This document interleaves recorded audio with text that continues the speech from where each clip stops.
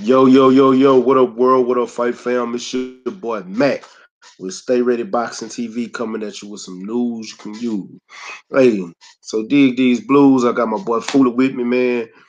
You know, it's not a lot going on in the world of boxing, but we do have a few things we can talk about and get that out the way. So I did want that's why I came up with the MJ versus LeBron topic because that seemed like to be a hot commodity right now. But I wanted to discuss that, and it's other things to talk about besides that too. But that's a big topic, and I feel we should get into that. You know what I'm saying? And talk about just a few of the spotlights a few of the things that's going on in boxing. You know, but what's going on, Fula? Boxing. I'm chilling, man. I'm just chilling, man. In take care mode right now, man. But oh shit. All right. Oh yeah. Okay, my bad. No, you're Damn good. phone. I need to turn the volume of my phone down. Oh, okay, okay, okay. Let me. I forgot to send. Abel said he wanted to get in. Oh, you And want? yeah, so I'm gonna add Abel real quick. Okay, I'm gonna go back on mute real quick. No, you can you good you good. Oh, okay, I'm good. Okay, okay, cool, cool, Yeah, cool. no, Yeah. yeah, but that's say what's up, Michael James? Salute. What's up, Abel? Salute. We got 4 people in the building. Y'all smash the like button for your boy. Stay ready. You know what I'm talking about? But yeah, let's get into some of this news. One thing that I did see that is that Rigo, his opponent pulled out, so Oh, he's getting ready. He's going to end up facing Giovanni Delgado on January 13th yeah, because his original opponent pulled out. yeah, And yeah, you got any things on that? yeah.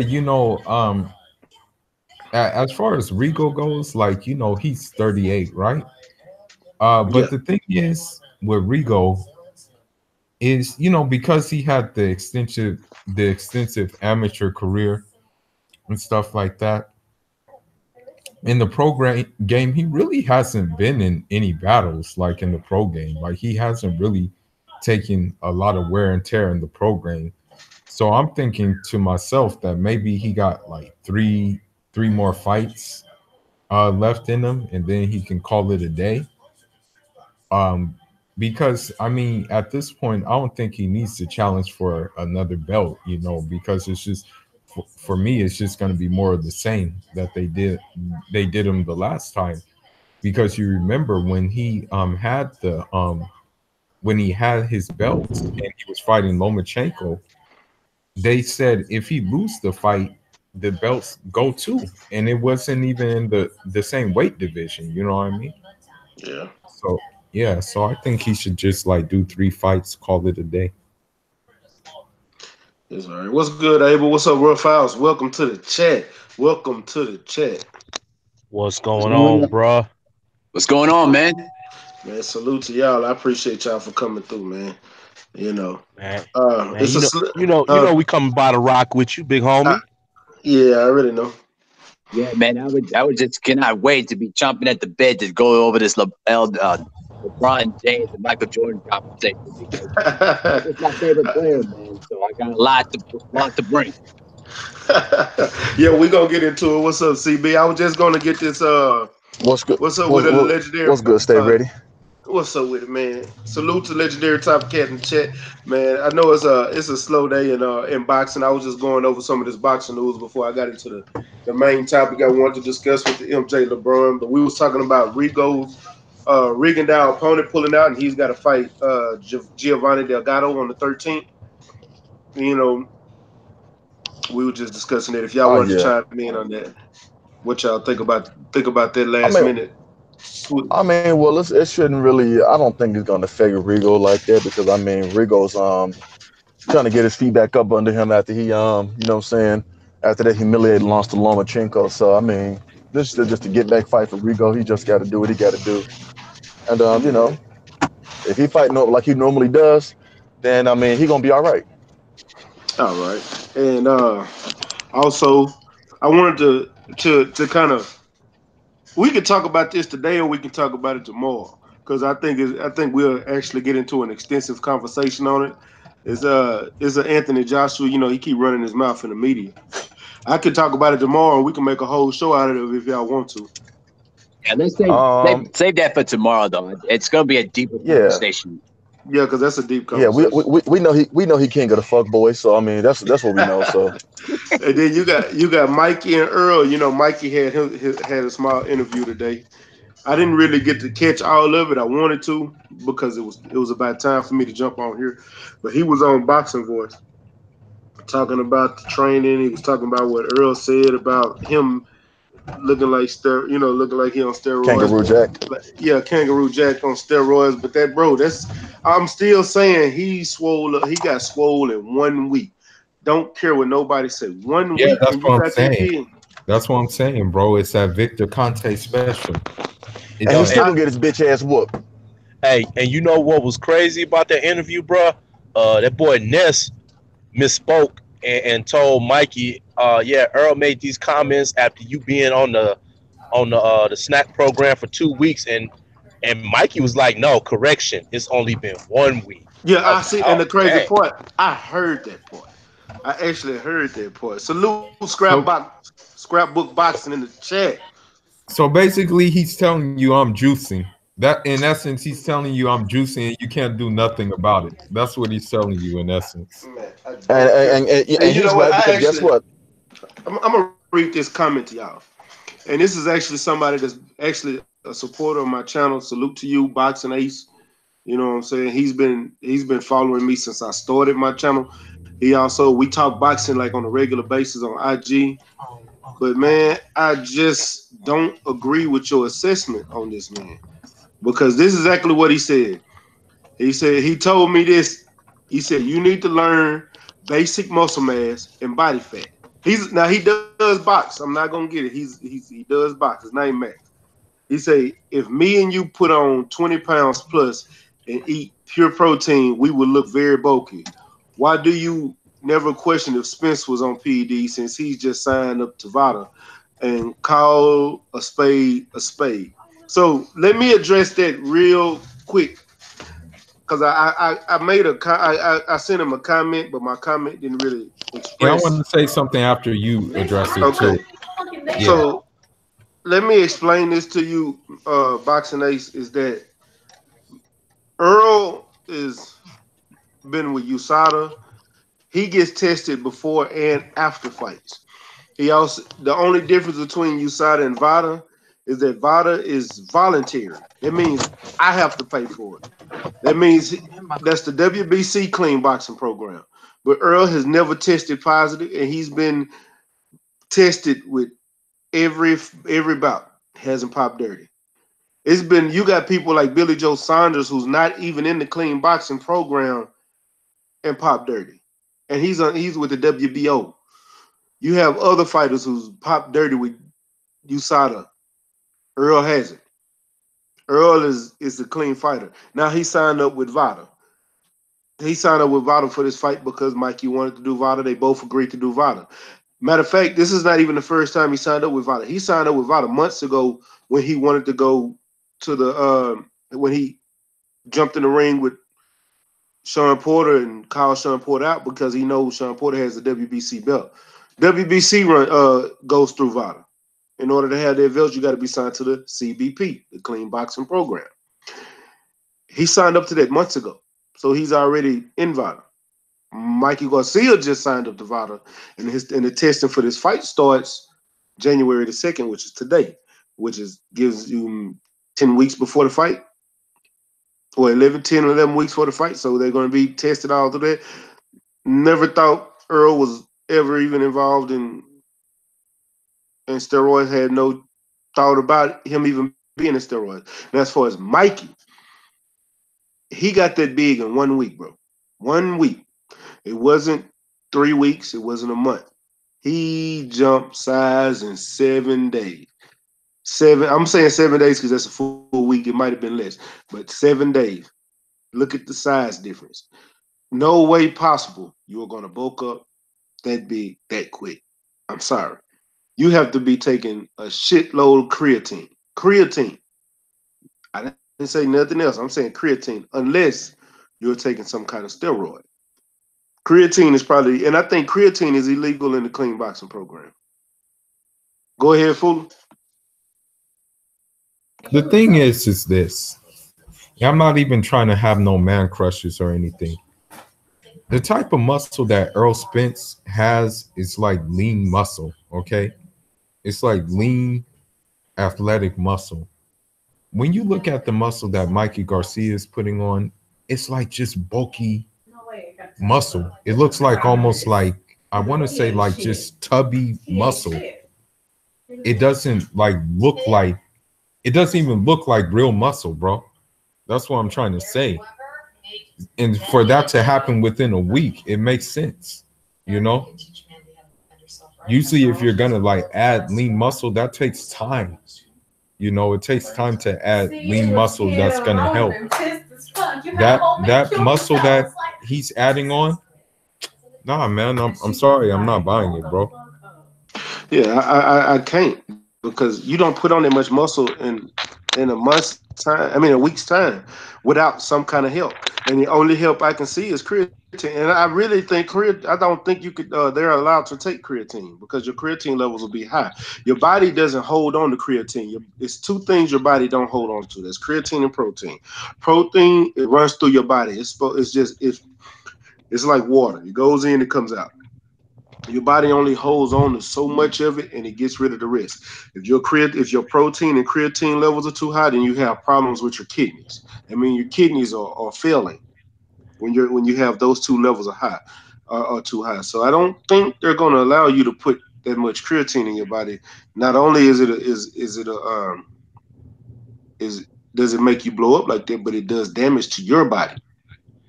Hey, let me ask you this question. Stay ready, and everybody else. So, knowing what we know about Victor Conti, and now he's affiliated with Mikey, do you think when it's time for them to do the piss test or whatever, they're gonna pay extra attention to Mikey's piss test? They should. Yeah. They should. But I Yeah. doubt. I doubt they do. I'm gonna tell you why I say that. Because Victor Conti worked with him. Right, exactly. See, the thing is that you can't get away with those kind of drugs, especially if you're on the clean boxing program. And because people don't understand, Victor Conti has been known for distributing illegal drugs and illegal performance enhancing drugs in different sports, in baseball, and he went to jail for distributing illegal drugs to track and field athletes. I mean, the track record of this guy is dirty. I mean, if you're basically working with Victor Conti, you are going to get a lot of different eyes, because this guy has been proven dirty, and he tries to lie and try to put people under the bus to try to cover his own ass. Yep. Right now, correct me if I'm wrong, but Mikey is going up to challenge Errol for his IBF title, right? Yep. Yeah. Yep, exactly. Now, Errol was already under USADA with the IBF, right? Yeah. Okay. Right.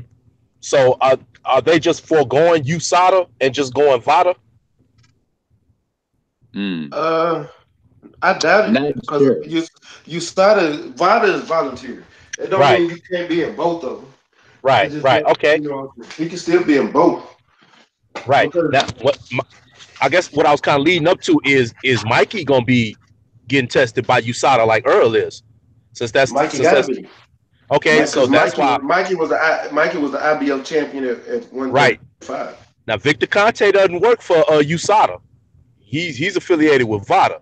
Now that's why I was kind of wondering, is USADA gonna pay extra attention to Mikey's sample when it's time to give a sample? I still doubt it. I doubt it, but that's a great question. They should, especially knowing what they know and seeing what they see. And it's kind of like, I'm not gonna sit up here and say, yeah, I know he's juicing, he's popping the bean, Man, as Ack would say. But, bruh, what you're seeing is irregular. The human body does not do that in a week. You know what I'm saying? yeah. So it's something. There's got to be a red flag there. You know, even if he's not, you know what I'm saying? It seemed like it would just kind of like raise your eyebrow, like, whoa, hold up, man. In a week, man, we might want to take a look at this. Man, that boy look like Kangaroo Jack on steroids. That's Right. all I'm saying. 503 Line is in the building. Salute to the other half of the Houston hard hitters. What's up, my brother? What's up? What's up? What's up, Mac? Rough House, Fuller, Able Five Bar. What up? 503, what it do? Oh man, you know it's a nasty day in the city, man. But we gonna push through, man, cause we some hard hitters. You did. But Right. I was Already. texting I was texting Mac earlier. He hit me with that tweet, and then what do you know? Goddamn me, Mikey Garcia was on the Boxing Voice, man. I know I'm a little late to the party, but Hell, hey, I didn't get to hear the whole interview, so go ahead and just basically lay it out for everybody what he was talking about in the interview. oh man, he talked about a lot of shit, man. First and foremost, man, I want to say salute to the Boxing Boys. They whole panel, man. They had some great questions. What really caught my attention was Mikey's the way he blasted Crawford and Lomachenko in Top Rank, bro. He just basically came out and said that, you know, he not finna wait around for Terrence Crawford. He not finna wait around for Lomachenko. You know, Lomachenko basically been calling him out since he fought Rigondeaux, and he steady fighting other opponents. You know what I'm saying? So that was my biggest take from the interview. Then he said Terrence Crawford isn't fighting the best competition at 147. You know, they don't know what they don't know what's going on over there as far as the matchmaking for Terrence Crawford. Ness played a clip of Keith Thurman going in on Terrence Crawford. We had already talked about that, and he said that he agreed with everything Keith Thurman is saying. Like, who is Jeff Horn? What is Terrence Crawford doing? I don't know if you caught that part of it. No, I didn't catch. I only caught the very beginning, bro, and that was it, man. Cause Yeah, I heard that. Yeah, he went in on all the Top Rank basically and said he wasn't getting ready to stall his career out, waiting Right. on them dudes clout chasing over there, calling his name but not wanting to fight him. Yeah, he basically said that, you know, they did everything they could do for him as far as building him up, getting him championship fights, and you know it was like a bad marriage. You know, they just had to part ways. He really didn't go into detail on what really made him, you know, feel that type of way, but for the most part, man, I'm a fan of Mikey Garcia, bro. You know, his whole demeanor and his whole aura for this fight, man, is just sticking to none, bro. Like, he already saying he got Earl Spence beat. You know what I'm saying? So he hella confident, and he said some more things. You know, they asked him why did he choose to have this fight in Texas, and this is alluding to what big homie Black Fight Fan TV, your kinfolk say. You know, yep. he basically said, like, with the alliance of Jerry Jones, you know, the state of Texas is a boxing market. We are a boxing market down here, and you know the Cowboy Stadium is something that's groundbreaking to him. So he basically said that, you know, this is very important for him. This was a business decision. So for all you fighters out there, the money is down here in Texas, man. You want We've told. you want to get you a bag. You want to go ahead and come down here to Texas, fight on Earl Spence undercard, fight on or try to fight Earl Spence. I'm telling you, man, this kid. We not just saying this because we from Texas and bro, we know money, bro. You know what I'm saying? Stay Ready can tell you. You know what I'm saying? Dallas is like one of the fourth richest cities in America. You know what I'm saying? So that's a big market down there. You know what I'm saying? So Texas. I'm gonna tell you like this: when the recession hit, it didn't hit Texas at all. The only thing I got laid off because I was working in the automobile industry. But guess what? I was right back to work within a week because that's how much that oil and I'm gonna tell you, steel and oil here in Texas is big money. So when the recession hit, everybody that was affected, we was doing just fine.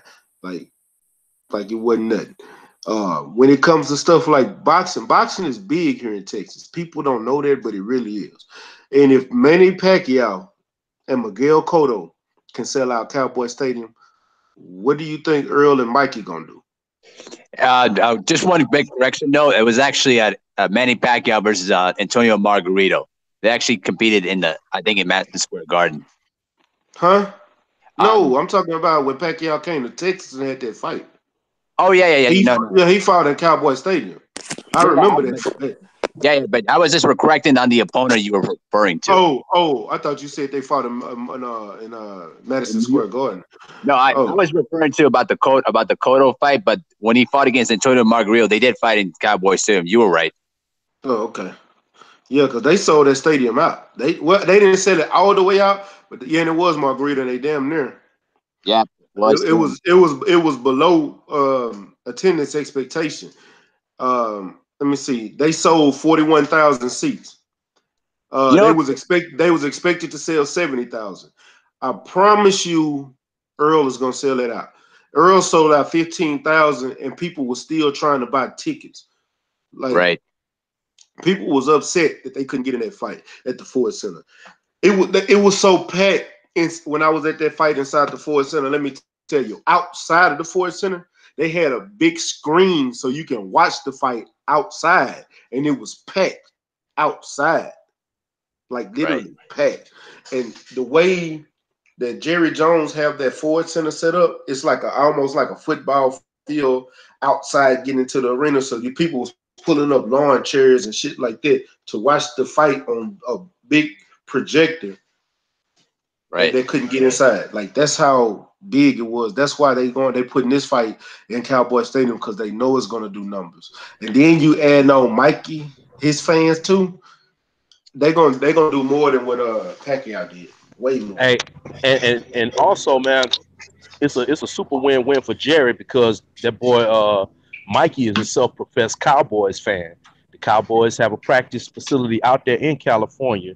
You know what I'm saying? So Jerry has the ability to stand behind and promote both of these fighters because they both got, an attachment or an affinity for the Dallas Cowboys and Jerry Jones. So he's sitting pretty with this one. Yeah, that's a really good point there too, because with the fact that Earl Spence Jr. is from Texas too, and since that Mikey Garcia has a large Mexican fan base, I mean they're going to sold that stadium out. It might be even packed too. It might open up extra seats in the stadium too.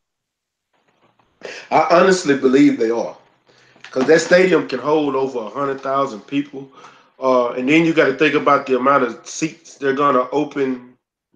I mean, amount of chairs they're gonna add to be closer to the ring. First, they're gonna start off just selling. Right now, they're only selling it. They're not. They haven't opened up the top level in ticket sales yet. It's just been the bottom two levels. So we'll see where it goes. But as of right now, man, I'm telling you, Hey, it's gonna sell out. And these tickets ain't even high. They're not high. So they're not teeth pulling prices, bro. These are actually you when they first opened. I'm talking ringside tickets was $5 and $7.50. oh man, that's So good. yeah, these aren't teeth pulling numbers. So imagine how fast it just sold out. You think the prices are gonna go up on them like they did in the Wilder fight? Hell yeah. Yeah, The closer it gets to the fight, the closer it gets to the fight, yeah, it's gonna sell out. that's what's up. Hey, so how many seats are we talking about right now? You said they're doing the first two levels. How many seats are we talking about? Give or take, with just that. I honestly couldn't tell you. Let me what happened to 503? 503 and burnt out. He got Let me look he it got up. he got rapture. Let me look it up. Let me see. Hold on.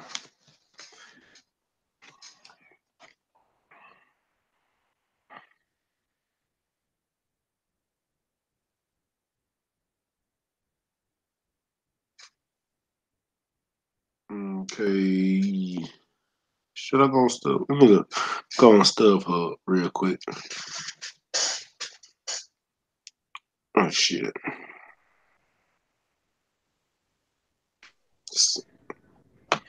503 is back. There you go. Okay. Yeah, So what as now? What you were saying, bro? My bad. now I was I'm looking at how many seats are available in ticket sales right now. Yeah, they haven't even opened up the top level, the top two levels yet. It's only the bottom three. You still got one, two, three, four levels to go, and they only got the bottom three plus in on the field ringside. Yeah, and then you got to think about this too, bro. And Like you that's a customized football stadium. That's not your average, football stadium. So any seat in Jerry's World is not gonna be a and, bad seat at and all. as of right now, the top seat is $630 that's available. The cheapest seat is probably. Let's get to the top. Let me get to these top levels. With the cheapest seat being about. Let me see. 100. I found 100. $45 is your cheapest seat. 630 is your highest. 45 is the cheapest. So, and that's what's available right now. And they've actually sold a lot of tickets. I couldn't tell you how many seats are available. Um, but from what I'm seeing, it's still a lot. It ain't like last time, but it's Just not like. not to cut you off, but Showtime is showing the Pacquiao Broner All Access. I don't know if you knew about it. Yeah, Showing the No, it, first. it, it, it don't come out till Friday, bro. January the 4th. It don't- yeah, it don't come out till Friday, man. We definitely gonna talk about that shit. yeah, right now it ain't a lot of there's not a lot of news coming out, but come next week is gonna be the big boxing week because you got Devin Haney on the 11th, Caleb Plant, who's got the key on the 13th, plus you got Rigos coming back on the 13th. Then going into the next week, you got Jaime Mugia coming out. You got who else? You got Abner Mares and Tank on the 9th. You got Brian. Matter of fact, Brian Jennings and Oscar Rivas fighting on the 18th. Pacquiao Broner's fighting on the 19th. Keith Thurman on the 26th. Then Jaime Mugia. Then Kovalev and Alvarez on the 2nd. Jose Ramirez and Zopera on the 10th. We got a lot of fights coming up, but this is just a slow week in boxing, so that's why. Matter of fact, y'all want to go and get into it? Yes, I Shit. do. Let's go. Let's go.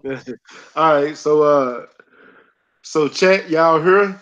It's 15 here in the building. We're all for boxing now. We finna talk this MJ and LeBron, man, because it'll never be settled. But I just want to see what everybody's talking about, what y'all think, what the panel think. Um, I'm gonna ask the panel who they got and why, one by one. Then we're gonna talk about it. And I'm gonna start off with Abel. I already hold on. Before we start off with Abel, I want to let y'all know he got a Chicago Bull avatar. So I'm letting y'all know he's gonna pick MJ. Yeah, that's obvious. So MJ and why? No, I'll be fair. I'll be fair. But yes, Michael Jordan is my favorite player. Obviously, I grew up watching him play. During the second three-peat. I was born in 1992, which meant I was not around during the first three-peat, but I was a little more old enough to try to saw the second three-peat team. The big difference between Michael Jordan and LeBron James is that Michael Jordan could do pretty much everything, but he had great central skills. When his athleticism began to decline a little bit, when he came back, he learned how to post up. He learned how to use the fadeaway jumper. He learned how to retouch his jump shot there, so to the point where he can beat you with the fadeaway. He could beat you with the jumper. He didn't have to attack the basket as much though as he, got older in the second three-peat team. With LeBron James, LeBron is like the equivalent of maybe what you think of a Magic Johnson. He's a point forward that likes to get everybody involved. And he doesn't mind sharing the glory with his teammates, even when the game is on the line. But the big difference between LeBron and Michael is that Michael, in the big moments, he wanted the big shot the most. And yes, he had his misses. He had all sorts of great makes. But with LeBron James, though, is that, he came into the league, with the hype of being the greatest player of all time, with, being the next Michael Jordan. But he had his failures too, and probably too many to a fault. But if you break down between those two players, I mean, LeBron has done pretty much a bit more with the talent that he had around him, when he was in Cleveland, even though he went to the finals about 4 times with 5 times with Cleveland, counting the one in 2007 where he got swept. I think, to me, Michael is the more complete player. I mean, he can pretty much do everything, pretty much defense, scoring, rebounding, and also just that killer instinct, though. And I think that's the big difference between the two players. They both had that killer instinct where Michael had that killer instinct where he will cut your neck off if you dare try to mess around with them. And he knew how to use friendships to even destroy even his greatest adversaries.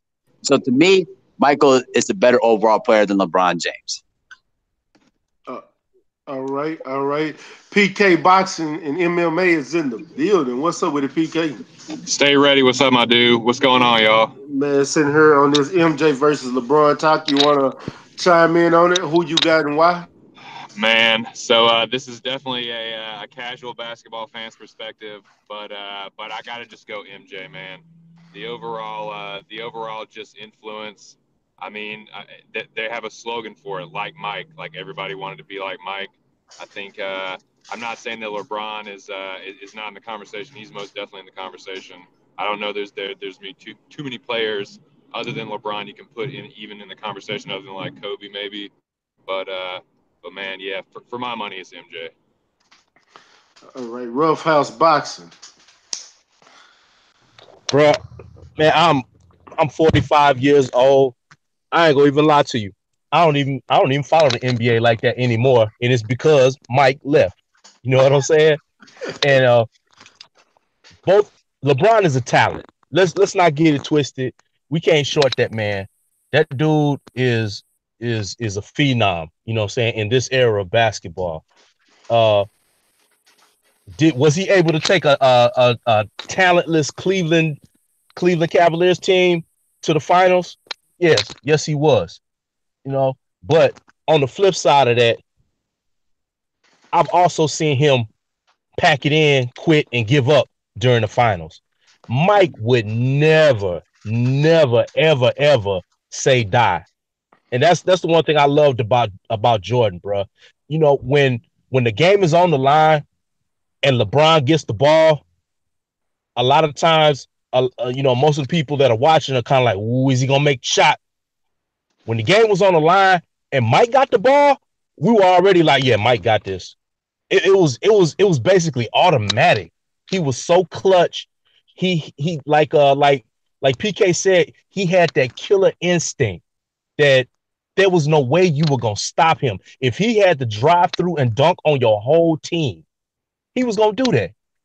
Or or he believed in his players, his supporting cast enough to where he was gonna draw everybody and then dish out, and you better make that shot. And they made it. You know what I'm saying? But Mike made everybody better. Now, LeBron does the same for his teammates to a degree. But if you took the 90s, took Mike off the 90s Bulls and then took LeBron off the 2000 Cavs, I still think the Bulls dog walked the Cavs. You know what I'm saying? And that, I don't know. That's just the way I looked at it. I lived through that era. I watched it firsthand. I was amazed by it. And then it's a different era of basketball. Could LeBron have adapted to that rough, physical, throw elbows in your face, the Bill Laimbeer, the Dennis Rodman, the Charles Oakleys and all of those dudes? Maybe, but we don't know that. But we did see Mike adapt, overcome, and thrive. You know what I'm saying? 6 championships, back to back to back, then back to back to back. It would have been 8 if he wouldn't have done his little baseball thing. But we saw what Mike does, in the thick of it. We can only speculate what LeBron would do. So I got Mike on that all day. Salute. Fuller. Let me get your take on it. All right. Well, I've been thinking like just overall and stuff like that about like comparing the different factors that go into it. And man, I have to say Mike because of like I mean, you got to think of it, man. Like Mike, he dropped like 60 plus against like a loaded Boston Celtics team, man. What I mean, like, come on, like, do you know how hard it is to do this against like when you have a Boston Celtics team with Kevin McHale, Larry Bird, I think Bill Russell was playing on that team. Robert Parrish. Robert Parrish. I mean, you have monsters, dude, and to do this night in and night out, and like make them look bad, man. I mean, Michael Jordan would make like Hall of Famers look very, very, very bad, man. And it was a very physical game back then, man. Like these flops wouldn't go down back then. So I think Mike played in a way more difficult era, man. And to do what he did in that era, I mean, come on, you had Gary Payton and Sean Kemp. I mean, I can keep on naming all types of players that he had, to go up against night in and night out, and to dominate these guys in like such a convincing fashion. Then I have to give it to Mike, man. I mean, I do respect LeBron. I do rate LeBron very highly. He's cut from a different cloth, but like it's just the era that Mike has the edge over, man. And like Mike, I mean, I'm not saying it's a good thing, but man, Mike was so crazy that his own teammates talked about going to post with him in practice, man, that he was so obsessed with winning. So I gotta give it to Mike, man. And just a little side note story though, and during that whole historical '96 season too, he even had a fist fight with Steve Kerr during the practice too, where he punched Steve Kerr in the eye and gave him a black eye after practice. And Bill Laimbeer, because remember Bill Laimbeer said, "If you ever treat me like that again, I kill you." Right, exactly. Yep. Hey, salute to you, Ack. By the time you came, I sent you a leak 30 minutes ago. Hey, 503, what's your take on? Harlem going late to the show, but it's all good. My opinion, man, it's a toss up, man. Because maybe I'm a little bit biased, man, because I seen LeBron. I'm a '92 baby myself, like Abel Mahari. There's no disrespect to the Bulls or whatever, but LeBron, man, he went through the ringer, man. He went through the ringer. You know what I'm saying? And I know everybody is Jordan crazy, man. Mike is the man. You can never take away what Mike did, but LeBron had so much hype surrounding him. And, for the most part, when he first got to Cleveland, man, he didn't have as none of the fucking people that Jordan had on the Bulls, as far as like Kerr. Hold on. You said he didn't have what? I'm saying when LeBron first got on the Cavaliers, he didn't have what Mike had in Chicago. Yeah. He didn't. I thought you were talking about as far as his Nah. career. I'm of course I'm gonna say MJ. He the GOAT of number. He number one pound for pound in his basketball shit. But I'm not gonna take away from what LeBron did. You know what I'm saying? No, I can't take away from nothing LeBron doing. Yeah, because right now is the best player smoking. He's the best player smoking. Right, and you gotta account for the team that he had when he first got to Cleveland, man, and the team that Jordan had when he lot of people. But see, you gotta understand this. See, you're a '92 baby. I'm an '83 baby. When Jordan first came in the league, he didn't have none of that. Right.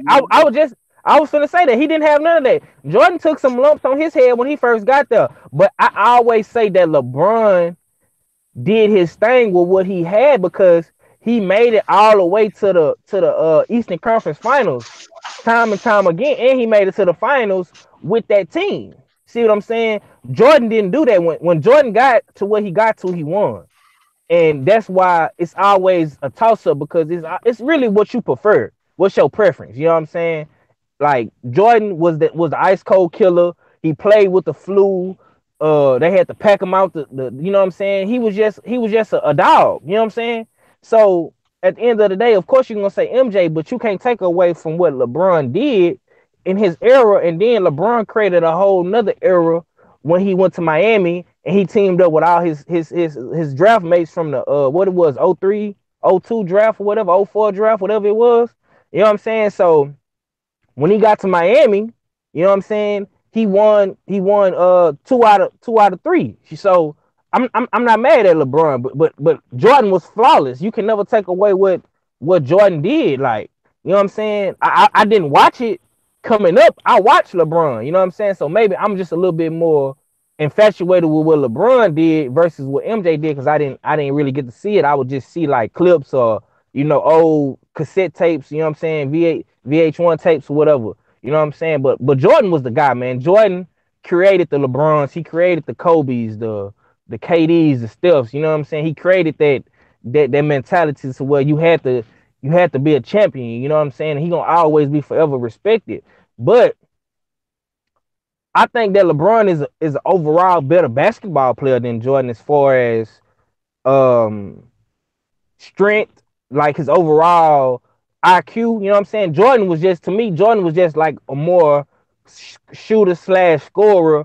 Give me the ball and get out the way type of guy. LeBron can do it all in my opinion. Jordan, it kind of, I say probably that 96 era, he probably kind of was a more passing type of guy, you know what I'm saying, towards the end. But LeBron, to me, LeBron do it all, bro. That's just me. LeBron can shoot, he can drive, he can score. He might not have that clutch factor, that killer factor like Jordan did. I'm not gonna lie, Kyrie did save him in that finals versus Golden State. You know what I'm saying? But that's not LeBron game. LeBron isn't the that he don't have that killer gene like Kobe and Jordan, and that's probably the only thing that he don't have. But as far as overall, I think that LeBron is better than Jordan as far as overall. But like as far as GOAT status, nah, MJ got it. All right. Can I say Hey, this real quick? yeah, go ahead. Just real quick, though. I mean, I do agree with your assessment, though. I obviously grew up in the LeBron era, but I have seen too many times where LeBron James would falter in playoff series. 2009 was the first one that stood out for me because they should have swept that Orlando team. They should have swept them, got them out of the way. But then 2011, I mean, there's just no excuse. I mean, 4 straight fourth quarters when you score average about 4 points a game in those games. I mean, it's just to me. I get that how LeBron is like the full package about passing, scoring, and when he drives to the basket, he couldn't stop. You couldn't stop him. But there was too many occasions where either the pressure of the moment or just hefty expectations always weighed down on him, and it's just like sometimes he just didn't respond well to that. In comparison to Jordan, when those expectations came through the play, he succeeded and then some. I will say that when Michael was in the league, when he was starting in the league, though, I mean, he went up against the Boston Celtics, the Pistons during that time. I mean, those teams were no joke. I mean, you had to literally go to wars for those guys. And Michael had to learn he couldn't win by himself. Hey, that was one thing that I was going to say. Well, hold on, y'all, because everybody ain't went yet, so we not going to rebuttal just yet. Because we still got Ack to go and we still got Lawrence to go. But before I go to Ack, my homeboy from, what I'm saying, I went to school with is in the chat. And I know he a LeBron fan. That's why I sent him a message on Twitter and told him to come in here because I knew he was going to get in here and I knew he was going to go hard in the chat. And I know he listening right now. So I'm going to read his comments in the chat so y'all can get his argument and his stance. Then I'm going to go to Ack and Lawrence, and then we all can rebuttal on this. But my homeboy Ken Williams in the chat says, Mike left and his team went from 57 wins to 55 wins, and should have made the finals. He said Mike averaged 40 shots a game when he was dropping 63 on Boston. He also said Mike's era was so tough because they weren't athletic and had to foul to stop him. Everybody on the court is athletic like Mike right now. He also says Jordan came into the league with Woolrich, who was an all-star, and Daly, who averaged 16 points per game. Jordan was flawless because he never took a bad team to the finals. Can't lose in the finals when you are losing round 1 and 3. He said every team LeBron leaves goes to shits. He said Kyrie didn't save LeBron. He hit 11 of the 18 points in the fourth quarter. Kyrie made a clutch 3. That's his argument. But I will say I don't agree with you on athleticism because you had a lot more athletic players now. But you can't say that those players weren't athletic back then like that. They might not have been as athletic, but they were athletic, bro. I'm talking about you had players that was athletic, including from point guard and guard play. Very athletic point guards and guard play. They just didn't have the vertical like some of these players, but they were very athletic, bro. Very athletic. And as far as the Jordan team going from 57 wins to 55 wins, where his general manager put him a good team together, and you had a bunch of good shooters. They wasn't defending shooters like that because you had more drive. Steve Kerr, shooter. Kukoc could shoot. You had Scottie Pippen that was a point forward. You know what I'm saying? It wasn't many like him in the game at that time. So it was kind of hard to defend against a point forward. Yeah, BJ Armstrong. It wasn't no other point forward in the league at that time. No other point forward. The closest to him was Larry Johnson. And Larry Johnson was a beast. To be honest with you, that's who I look at when I see players like LeBron or Zion Williams coming out of Duke. I see Larry Johnson, grandmama. If y'all don't know who he is, go Google him and YouTube him. The boy was a beast. UNLV. Before he hurt his back, boy was a beast.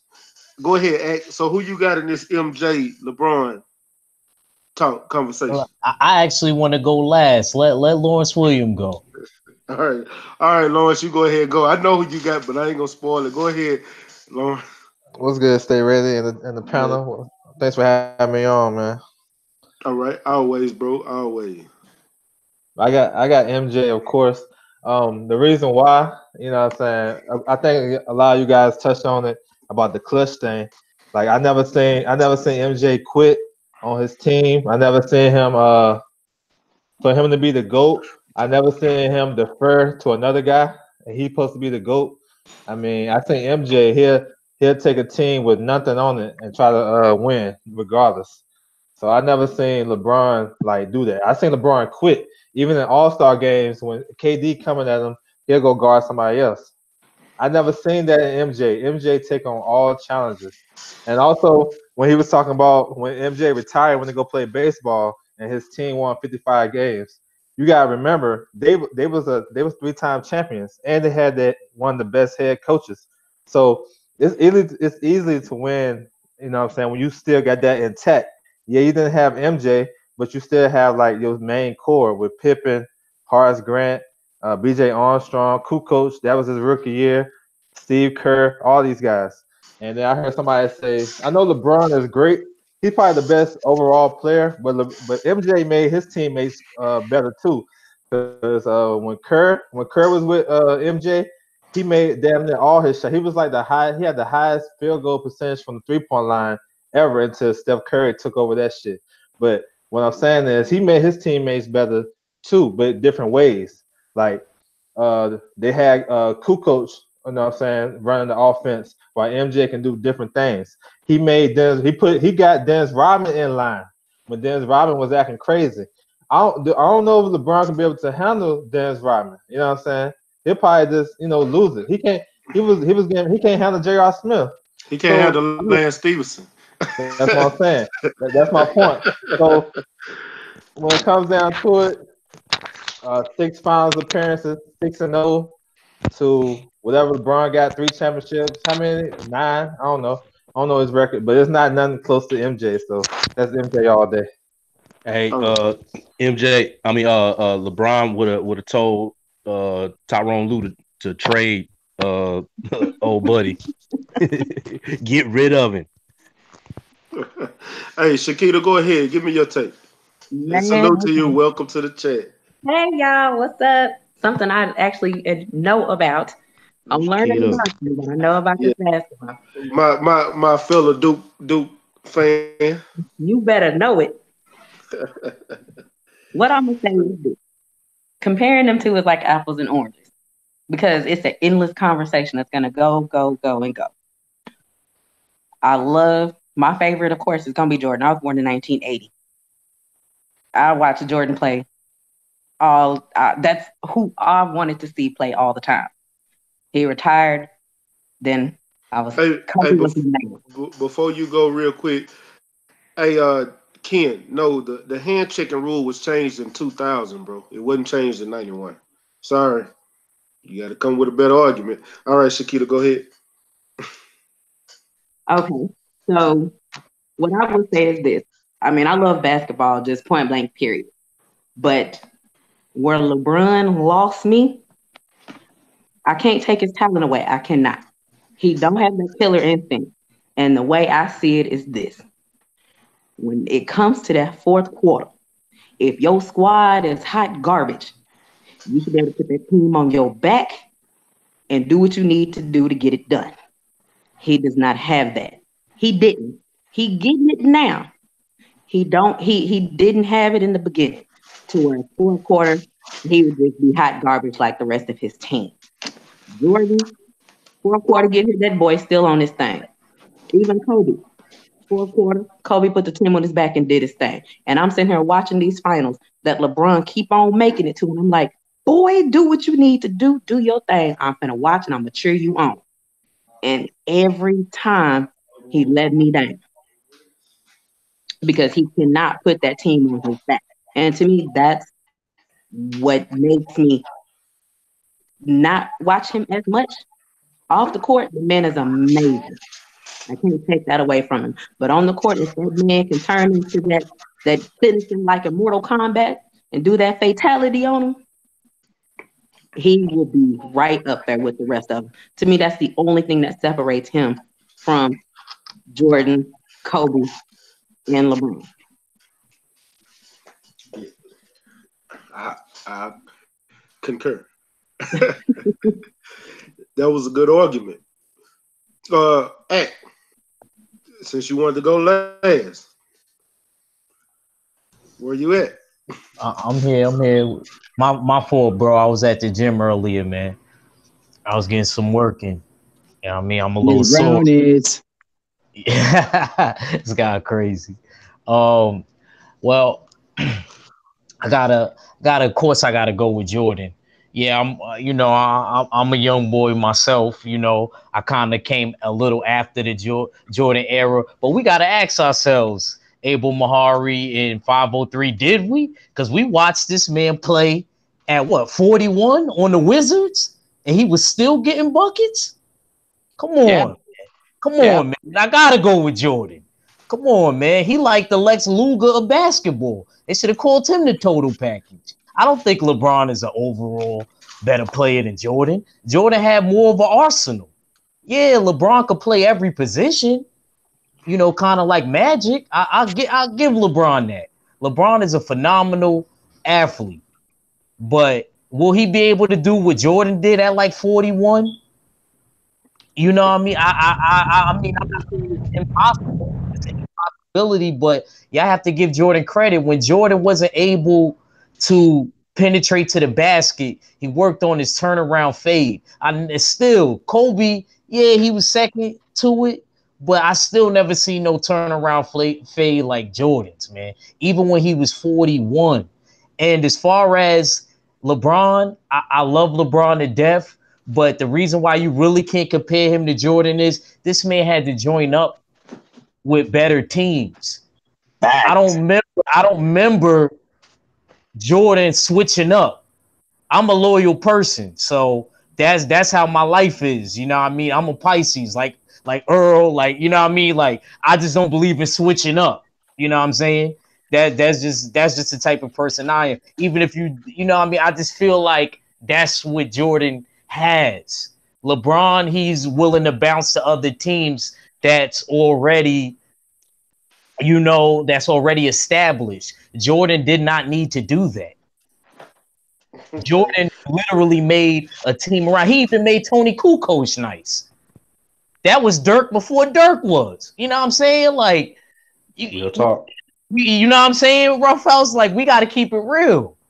Hey, Ack-Reacher, I got a little side story about Tony Kukoc. Did you know that during the Olympics too, when Tony Kukoc was actually being representing the Croatian team, like the DM Jerry Krause was like promoting this guy as like the next big thing or whatever, and then basically Jordan and Pippen took it as like an insult, and then they basically hounded and shut him down the whole game, and they just took it as like a initiation of some sort because they just were angry at Jerry Krause, though, bro. Wow, I never knew that. He just taught me something.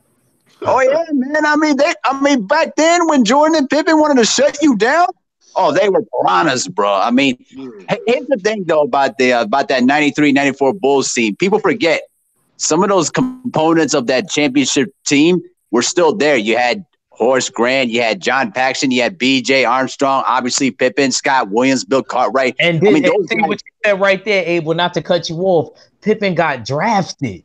We not talking about getting, going and getting traded to a team or becoming a free agent and leaving. That's you know what I mean? That's what I mean right there. The difference between Wrench gang, somebody block Anton Kelly. Get him the fuck out of here. Yeah, go ahead. And that's all I'm saying. Like, people got drafted there, and you know what I mean, and stuff like that. He never really had to leave. No, don't delete his comment. Hold on. Don't delete his comments. Block that fool. Get him the fuck out of here. All right, go ahead. No, I was just saying, man. LeBron did what he had to do, man, because he wanted to win. And I'm not justifying him, but at the end of the day, man, Jordan had a built-up team, bro. He had a built-up team, and they drafted good. I gotta give the Chicago Bulls that they got some people around him, because see, a lot. That's what I'm saying. Only reason why they say that Jordan, in my opinion, is better because he didn't lose in the finals like LeBron did. He didn't even make it to the finals, bro. To be honest with you, because he was getting his ass whooped when he first got in the league. Yeah, when he first got there, you're right. Until I think around that year they drafted Pippen. Hey, what's up, man?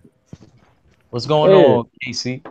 Man, now make a video, man. You know what? I got a couple comments talking about if Earl Spence lose to Mikey, then the LDBC is over with. Like, that's all we, like, that's all we talk about. Well, what's going to happen when those people picked against Earl? What's going to happen to them then? Then shouldn't there be consequences for them? Right. No. Hold on. We y'all done threw me all the way out because we KQKC. Hold on for a second. We on this MJ LeBron talk. This is a big conversation. I'm sorry. I just we could talk Mike and all that another day. And matter of fact, LDBC gonna be here when they gone. We good. That's what I told them. That's what I told them. I've been back and forth with these people, man. So I'm sorry, man. Yeah, you good. You can bust in, just hold up. Hey, KQ, you trust me, bro. You when you make them type of videos, man. When it's a black versus Mexican or black versus white, bro, you gonna have them type of comments, man. Yeah. So you just be ready hold on, and it ain't even got to be that. If you get just somebody from America fighting a black fighter from America fighting any other country, you gonna get it, whatever color they are. Man. It can be a black fighter from the UK. Look at Deontay Wilder and Anthony Joshua. I've made a comparison to resumes with them and got my comments. Matter of fact, just go read some of my comments from my early videos about Eddie Hearn. Anything on Josh Taylor, Anthony Joshua, Eddie Hearn. Read the comments. All right. It's terrible. You just Sorry about that, man. Oh, you okay, man? I sent you a link. Come on in, but yeah, you okay, man? It's a box. We talk boxing all day. We know it's slow Mac, boxing right now. you know he had me ready to rip. Yeah, I know. You was ready to go. Yeah. Hey, what? Look, can I jump in with the rebuttal then? Since Yeah. all right, well, I kind of want to touch on what Abel was talking about, man. He hinted on it a little bit, man. But when Jordan came into the league and all the way up through his championship runs, bro, the East was loaded with talent and talented teams. You know what I'm saying? Now, I honestly, some people gonna get mad at me, man, but LeBron is, and you can't blame him, it's not his fault, but he is the recipient of one, a softer game nowadays that they play in the NBA, and two, a division when he was in the East, a division that was lacking talent. You know, like significantly lacking talent. When So hold on, Ruff. So Detroit wasn't lit in LeBron era 2000. Chauncey Billups, Hamilton, Ben Wallace, Boston wasn't good. Okay, who else? Hold on. You name one team. Who else? Bob, you had. All right, go ahead. Because I haven't even told y'all mine, but I'm gonna. Oh, go ahead. I'm sorry, man. Before y'all know I'm going with Mike, but one thing I'm gonna say on that aspect is that he really didn't. When LeBron came in the league in 2003, besides Detroit and besides, matter of fact, Boston was good, but at the time all they had was Paul Pierce. At the time, New York was decent, but you had an aging Chris Childs and Charlie Ward and a Marcus Camby. They were aging. They was getting ready to break that team up. And then you had Patrick Ewing. Yeah, Patrick Ewing was still in the league. Old ass Patrick Ewing was still in the league because he was about out the door too. And what other team did you have? Charlotte was trash. Orlando was trash. Orlando, but the Nets was okay. Yeah, the Nets was all right. The Nets had Vince Carter. No, was Vince Carter there yet? I think Vince Carter was in the Nets at the time, or was he still in Toronto? No, he was still in Toronto then. No, actually, what happened was that Vince Carter was in Toronto for about half of 2005 until he got traded to New Jersey.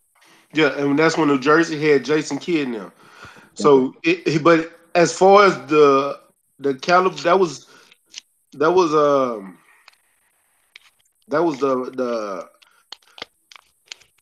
It was a watered down Eastern Conference. Yeah, it wasn't what Jordan went through because the West was stacked. When I say the West was stacked, the West was stacked. I'm talking. You had Houston. You had Minnesota. Minnesota. Yeah, I went through Sacramento, Phoenix, San Antonio, Dallas, because Dallas was still good then. And the Lakers. Seattle. Yeah, the Lakers. Seattle was good because they the one that knocked us out with no, not in 2003. They wasn't good. I'm talking about in the Jordan era. No, I'm talking. Yeah. Oh yeah. No, I'm talking about when LeBron first came in. Okay. Yeah, they wasn't good. Seattle or Portland was out of there. They was trash. But Phoenix was good. Utah, the Lakers, San Antonio, Houston, Sacramento, and you had. I'm talking about it was second to none. You could see the disparity in the different conferences. And LeBron took a team to the championship against San Antonio and got swept. It wasn't. How can I say this? LeBron did need help on that Cleveland team, but he did that. So I salute LeBron for that. But as far as and here's another thing. I don't condemn him for getting other players and building a team. I don't, because I'm a players type person. I don't like these owners and how people want to down these players for coming together and be about their money and doing what they want to do. I don't care what the owners and the teams do. I like these players doing that because cool.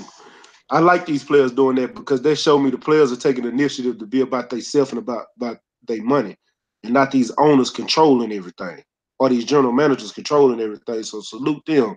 But one thing I'll say is you got superstars that's teaming up. Jordan didn't have that. They built the team around Jordan.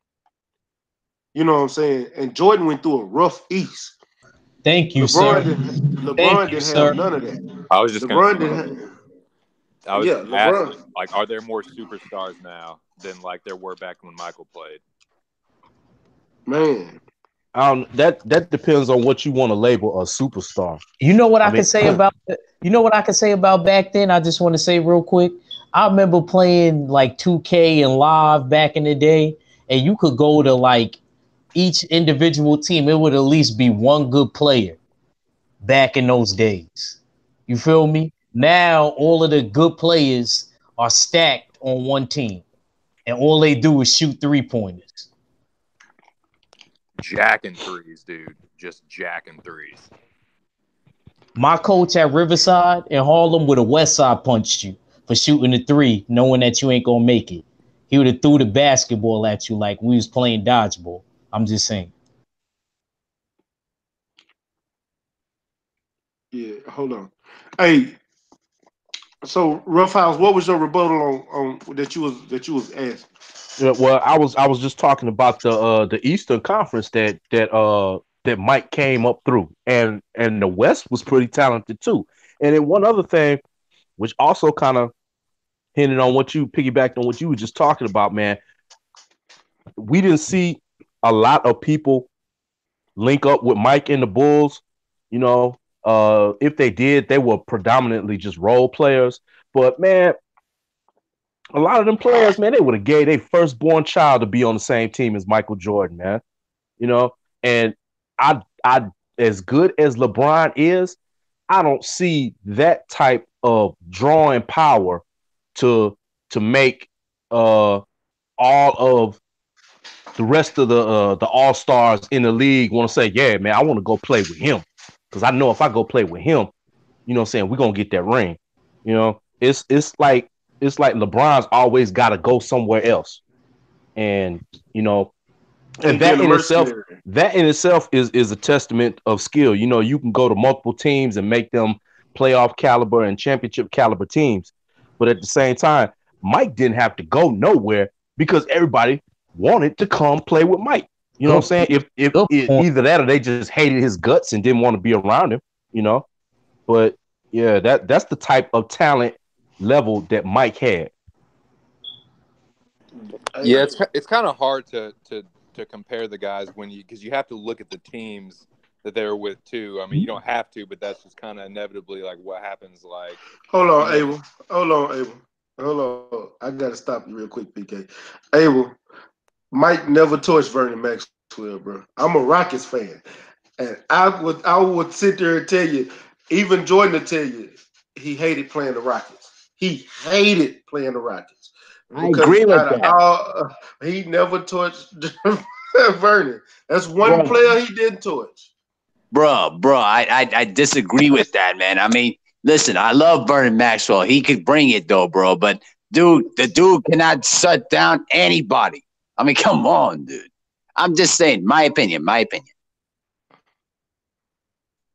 Man, you must didn't watch when the Rockets used to blow the Bulls out. Man, hey, just go back and pull up 96 Rockets Bulls or 95 Rockets Bulls. We used to blow the doors off the Bulls on a regular basis. Maybe the early 90s, though, because I probably didn't see those. Wait, you gotta be thinking. Then they went with Clyde Drexler? Yeah, they did. Well, we won with Clyde Drexler.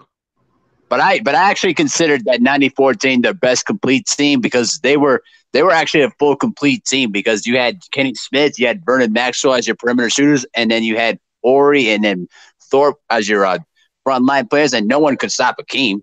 And then you had Mario Elliott and Sam Cassell off the bench that always gave you energy and perimeter shooting, though. I mean, they were a really good team back then.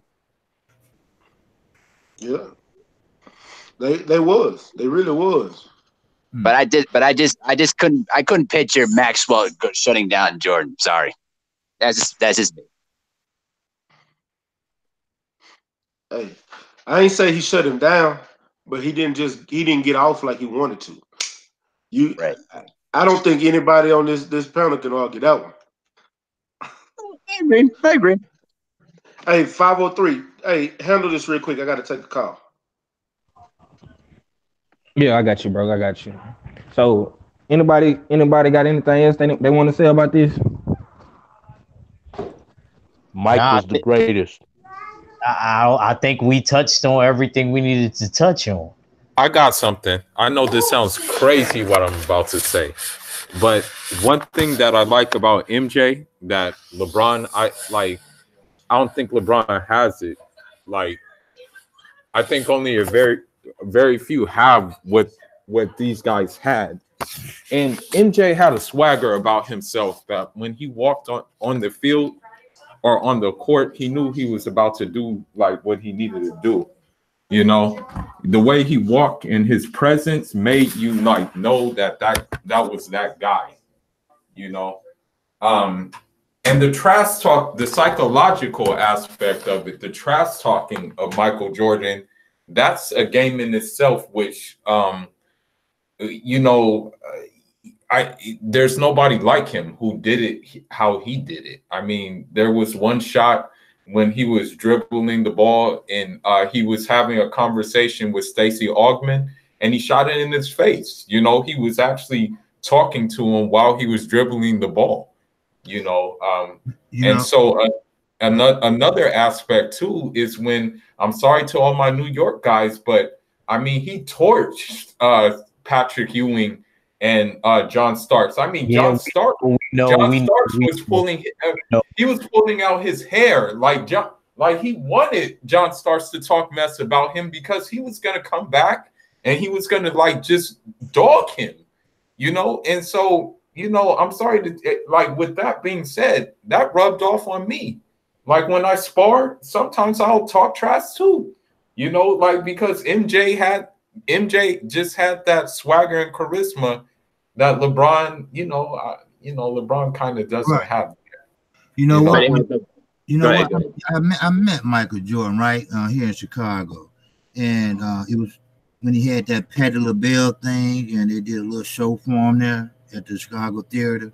Well, anyway, Michael Jordan said that he's not only a player, but he's a student of the game, and he studied how to dribble. He studied releasing the ball from your fingertips and not your hand. You know, everything he has done in basketball, he studied. And he kept his body in great condition. His body was like a temple. He used it like a temple, he said. And he had a gym in his house out there in the north suburbs. And he said he would practice sometime 3 in the morning, just shooting. Just shoot. He said he might shoot like 300 free throws in a row. Just shooting, And with somebody that intense in the game, you can't be nothing but perfect, He said he put everything out of his mind when you get on the court. Everything. All distractions. And you know what? I kind of think that's how boxing should be. But it's kind of hard to do that if you don't study and meditate and do it. So, I don't know, but when I met him, I mean, I didn't know he was that tall, I mean, he's really tall, What? They say 6'6", but he look like he was about 6'7", 6'8" to me. I'm bartending. One thing I will say, this is random, but the only thing that Jordan is taking an L in is his shoes. His shoes look like clown shoes. A lot of them. I'm sorry, but those shoes are too big on people's feet. Like I'm just saying, they look too bulky, man. They're like clunky, bro. I'll give LeBron the shoe thing. Like I got a pair of LeBron's beaches, you know. Nah, He wins man. the shoes. I'm siding with either Nah, Kobe. man. Oh, Mike Jordan. Oh, Mike Nah, Jordan. man. I'm sorry. Yeah, you tripping now, fool. Yeah, Yeah, exactly. yeah, man. For black people anywhere that's black, that's including the USA. I might not, I might Jordan, we might don't respect him as politically correct, you know what he did on like outside the court, but like his shoes are a killer, bro. Yeah, Like Yeah, I man. got them Concord 11s. I had to get them for my goddaughter too. She was upset when I got them. I had to go get them. So You know, I want to go back to the trash talking thing though, too, Pula.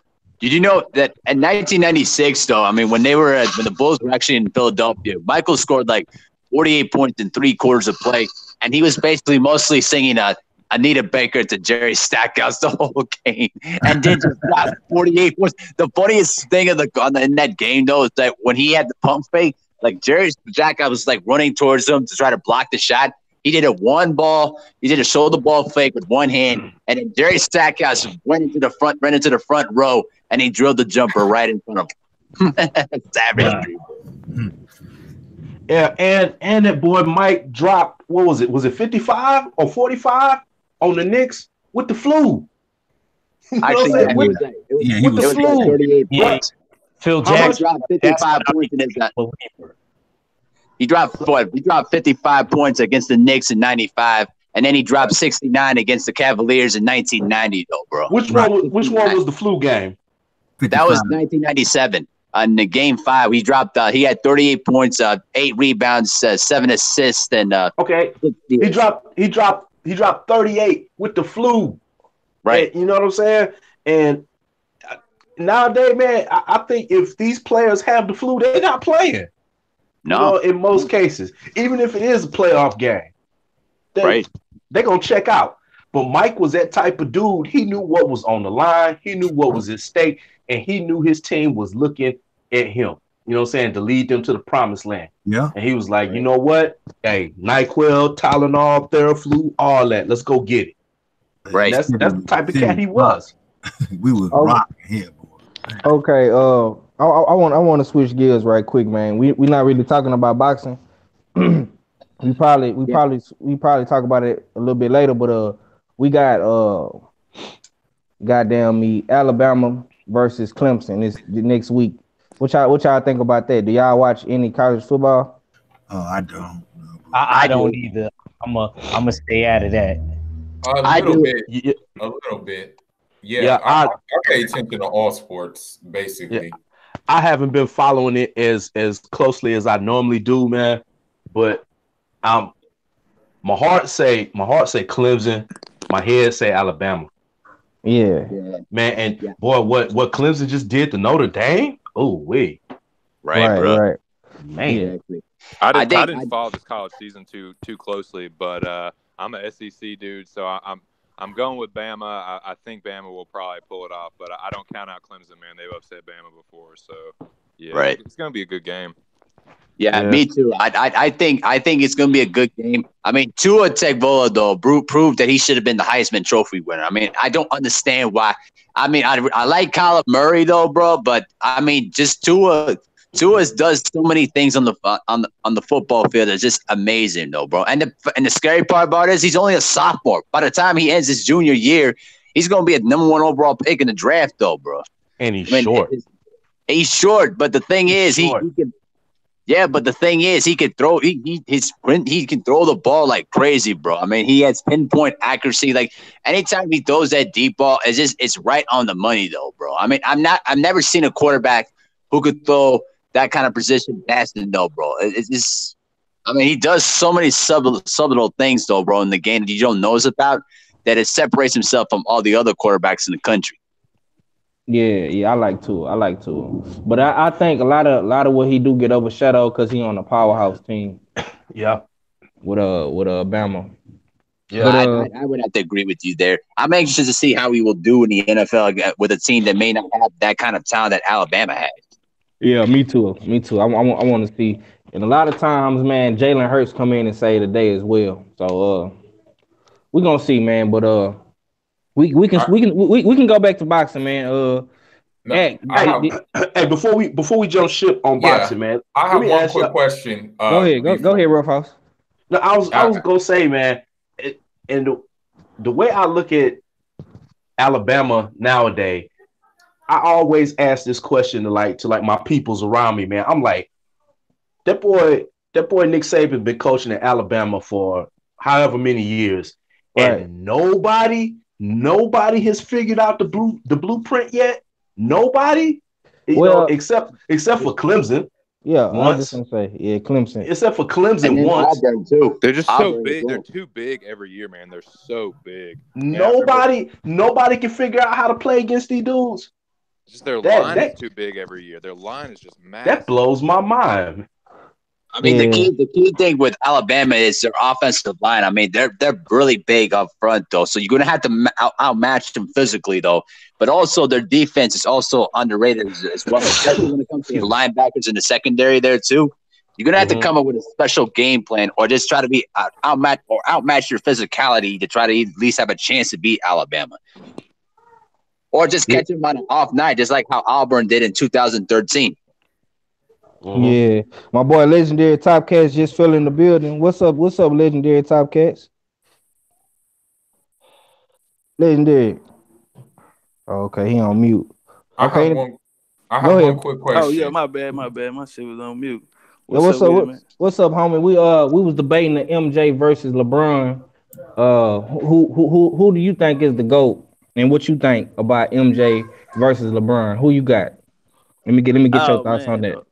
Peace to everybody on the panel, man. Peace to everybody in the chat, man. Peace. I hear all y'all boys rocking with MJ, man, but I'm rocking with LeBron all the way on that one. You feel Oh me? shit! Well, come on, come I'm with riding it. with LeBron, man.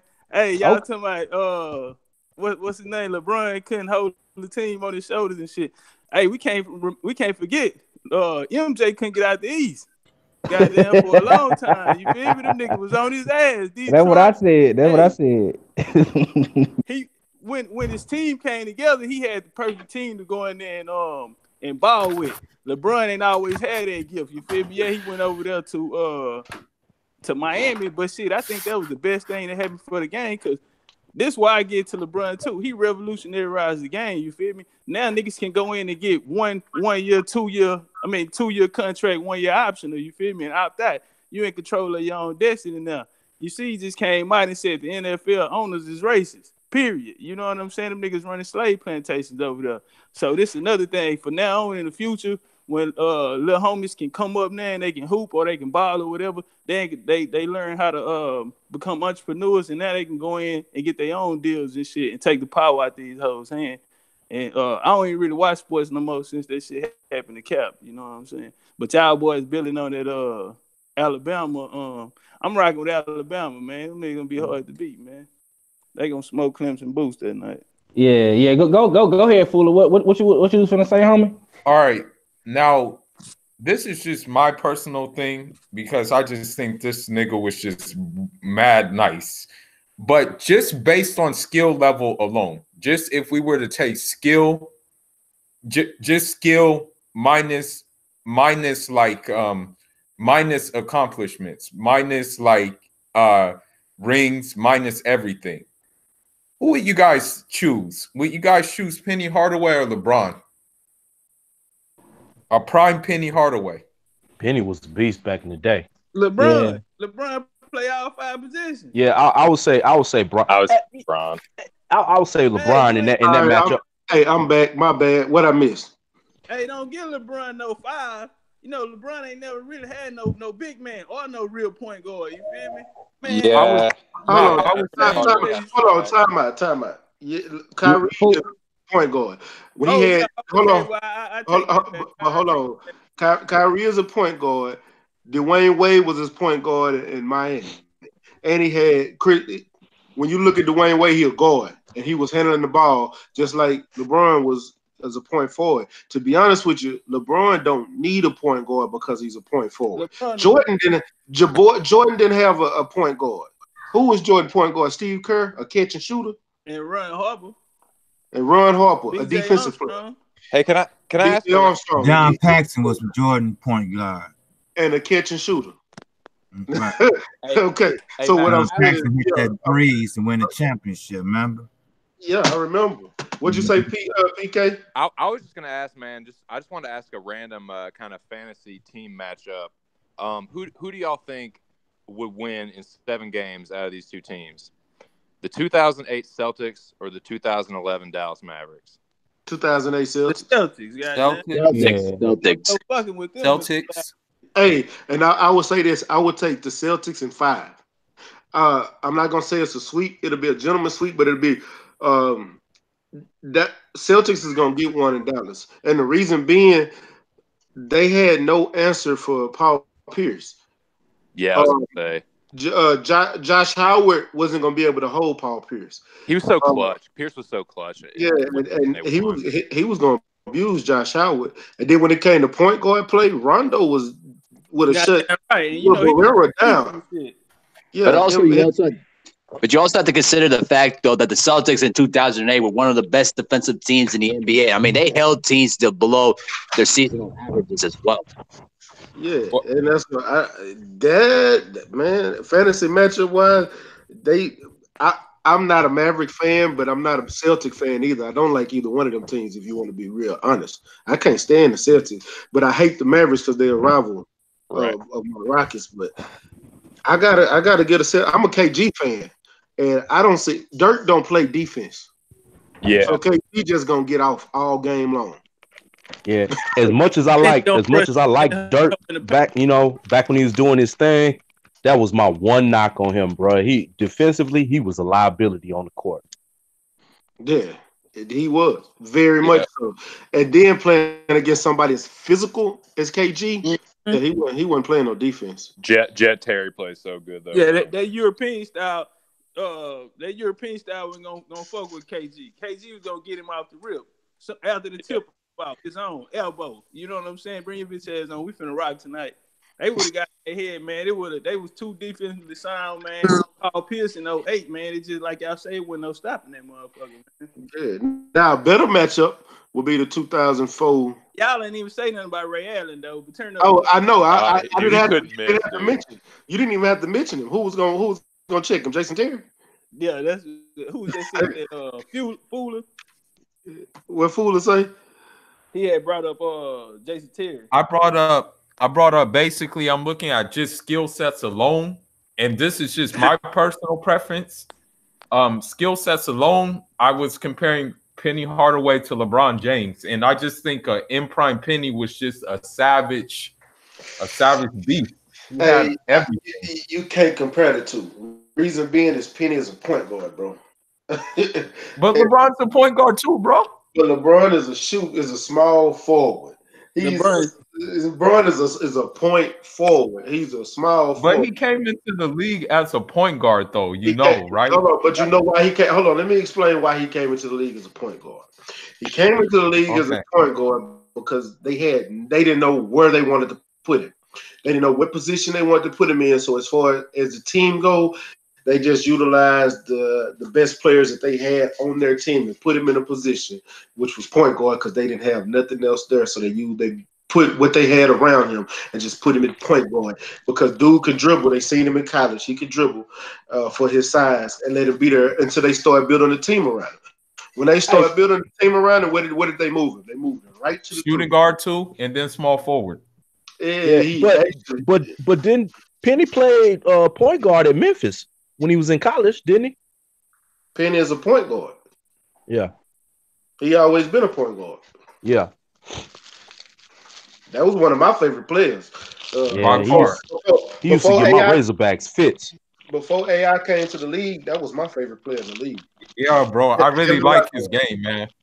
I really like his game. His game is just crazy. Yeah, injuries threw him off, though. Are you talking about Iverson? No, I'm talking about Penny's game. Yeah, Penny. Yeah. One of them won. Salute, my brother. Salute. From the UK. One. Hey, Lala D asked earlier, and salute to Lala D because she was in the chat.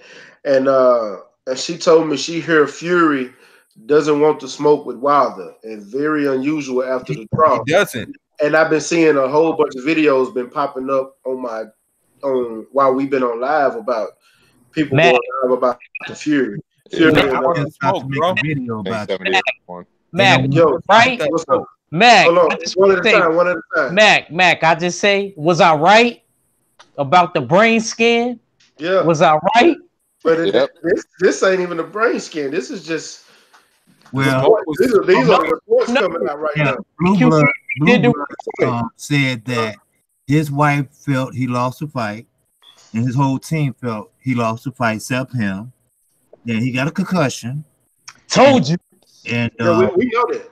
Right. And that they think it's a high risk for him to go back in there. Yeah, because they know next time he getting that Euro step knockout is coming. The next one. The one he used on Severn. And the one he used on Severn. He's like, oh, you like to box and move? Okay, I'm gonna box and move for you.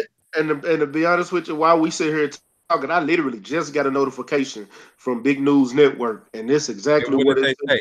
This is I'm going to pulling it up, but it says why this is on Boxing Scene, so it sent me the Boxing Scene. So it said Wilder eyes Fury, but Brazil wouldn't last 1 to 2 rounds. He said heavyweight Dominic Brazil crumbled 6-6 Carlos Negron in the neutral corner on December the 22nd with the hand swivel overhand right from one punch. 9th round knockout at the Barclays Center in Brooklyn, New York. In victory, the 6'7" title challenger known as The Trouble, which I don't know why they gave him that nickname. His nickname should be Titties, but we'll talk about that. Immediately leaned over the ropes and began shouting at ringside WBC champion Deontay Wilder, who stood and glared back at Brazil as they exchanged words. Brazil entered the Negron fight. Negron ranked 4th. Ranked behind Dillian White, Tyson Fury, and Cuban southpaw Luis Ortiz in the chase for the crown owned by 6'7" Wilder, who's battled a draw on December 1st with lineal champion Fury at Staples Center in Los Angeles. I really don't think nothing of Dominic Brazil, said Wilder during the January 1st interview with Boxing Scene. I don't even rate him. He's an average fighter at best. I give him 1 to 2, 3. He said I give him 1 to 3 rounds with me, but he doesn't last long. But the 33-year-old Brazil had been listed as the mandatory prior to 33-year-old Bronze Brahma, even before his clash with 6'9" Fury, against whom Wilder failed to earn his 8th straight knockout as many defenses. I know Wilder here in the crowd, said Brazil. 2012 U.S. Olympics, who recorded his 3rd straight stoppage victory since losing by 7th round TKO to Anthony Joshua in June 2016. He knows I'm next, and he'd rather be holding on to that baby really tight because I'm coming for him. Trouble already here. I've been waiting for him, and I did what I had to do tonight, and I'm ready for him now. Brazil's previous victory was consecutive knockouts on, well, fuck all that. It's just basically going on. Hey, you know what? I told y'all. Hey, you said you wanted to see it. Why not? Why not see that guy get plastered? I want to see that fight. Because I'm tired of him talking. I know. I want to see that fight. I want to see him go and get knocked. Right. I want to go. Yeah, me too, man. Yep. I want to see that boy stretched out. He really does, man. He really does. You know what? I want to see him get done like Spilker. Yep. I'm saying, man, too much. I want to see Brazil get done, and then I want to see Dillian White after that. Birdie, so people can shut up talking about these dudes. That's what I'm saying, man. Line them up. Dominic Brazil, Big Baby Miller, Dillian White. Just let Wilder spark. Big Baby Miller's scary. He ain't gonna do shit. Yeah. And then Eddie Hearn. And then Eddie Hearn's stupid simpleton self. Yeah, you know, the Dillian White fight with Anthony Joshua, that's a massive fight, mate. That's a very massive fight. And then you have Big Baby Miller. That's a massive fight. You gotta let them say it like how they say it. Massive. It's a massive fight, mate. I hate massive. Yeah. So this is, man, they don't want nothing from. The thing is that this is what I hate, man. These guys will break their necks to hate on Deontay Wilder. And why are you hating on a man who's taking all fades? He's taking every fade. Strike round. What do you mean, Muggsy Bogues versus Tyson Fury? Who wins 1-on-1? I don't. Are you talking basketball or boxing? Because if you're talking basketball, Muggsy Bogues will destroy Tyson Fury. Exactly. Destroy. Yeah. Now, if you're talking boxing, Tyson Fury will destroy Muggsy Bogues. Muggsy Bogues is a veteran. But I don't get that question. You might have to come back. You better off who will win, Apollo Creed or Clubber Lang. Clubber Lang. Hey, I don't like how they're hating on Wilder, man. This is making me very upset. And this man is just doing what he has to do. Well, cook, bro. Cook. Speak your mind. Cook. He's taking all fades, man. What more can you want from a guy? Okay? Sure, he may not be like, okay, yeah, there's some things he needs to work on technically. I mean, we know that. But what more can you ask for a guy who's knocking everybody out and doing it cleanly? What more do you want? I mean, these fans, this is the problem I have. Like, these fans, like, especially the MMA guys, the guys who watch MMA, they say they want to see blood, they want to see this. Okay, well, what's wrong with this guy knocking everybody out? Like, is that not entertaining? No, what it is, and I don't care. I'm gonna say it, and y'all ain't gonna like it. I don't. Damn, what happened, Abel? I'm gonna say this, and y'all ain't gonna like it. Whether you black, white, the black people gonna understand. The white, vatos, I'm sorry, but y'all know they don't like him because he's a strong black man. And when I say that, I mean in a sense that he's really prideful, and he's about, you know, the uplifting of us as black people, and people see that, and then he goes out there on a regular basis and knock people out. That's one take. Another reason is that he's your unorthodox style fighter that don't nobody like his style when it comes to his simple 1-2. He goes in the ring. He doesn't have a natural boxing ability that people can see and pick and say, well, he does this well or he does this well. They don't like. They can't do that. He got knockout power. He's knocking out whoever come in the ring, and he knows how to set it up. That's what he does well, but people can't say that. They don't say, well, he got good footwork. They don't say he has a impeccable jab. They don't say, well, he does good body work or he has great movement. He's athletic, he's agile, and he has knockout power, and people can't say that. Those are the two reasons why they do not like. And he's very fast for heavyweight. You know what I want to say too? People don't see this, but Tyson Fury was missing a lot, man, when he fought that dude. Yep. He was missing more than people thought, bro. A lot of those shots were hitting gloves, or Deontay Wilder was just standing a little bit away from those punches. People don't like see that though. They don't see like the little things, man. Mac, you hit the nail on the head with the MMA thing though, man. And another thing is like, and this is just from what I've seen, from just my perspective, the MMA community, especially the fans, like and casual fans, you get a lot of racist stuff, man. So yes, they look at Wilder. He's a proud black man. He does whatever he wants to do. He doesn't answer to anyone, and he takes care of his people. And there's a lot of racist white people that can't stand that, and they'll never say that. They'll never come out and just be like, "Oh, that's why." But you can tell by the way they speak and the things they say, and the reaction after the fight. Like, there were so many people coming out of the woodwork. You know, just all these brand new Tyson Fury fans out of nowhere. And it was crazy, man. And just the hate for Wilder, it does, man. I'm with Fool. It pisses me off. But it's not really surprising. It's not surprising. It's disappointing. You know? PK. It's not surprising. Oh, go ahead. I want to say one more thing. I want to say one more thing. Then I'm gonna go on mute because I gotta ship these packages. But anyway, I want to say something. Hold on, time out. Hey, that's what you call them girls now? You're not just for to come in here and say I gotta ship these packages like I ain't paying attention. Like you just gonna run over that. Like we ain't sitting here having a good Nah, time. man, I import export, man. I work from home, man. Oh, I have like customers. Got I them. I thought he said stripto packages. That's why I was like, oh, that's what you call them girls now? Nah, man. I respect women, man. But anyway, I want to say something, man. This is how you know Deontay Wilder is with the shits. Okay, you ain't gonna tell us. We know. He shows up at Dominique Brazil's fight and said, "Hey, anytime, I'm ready." In his hand.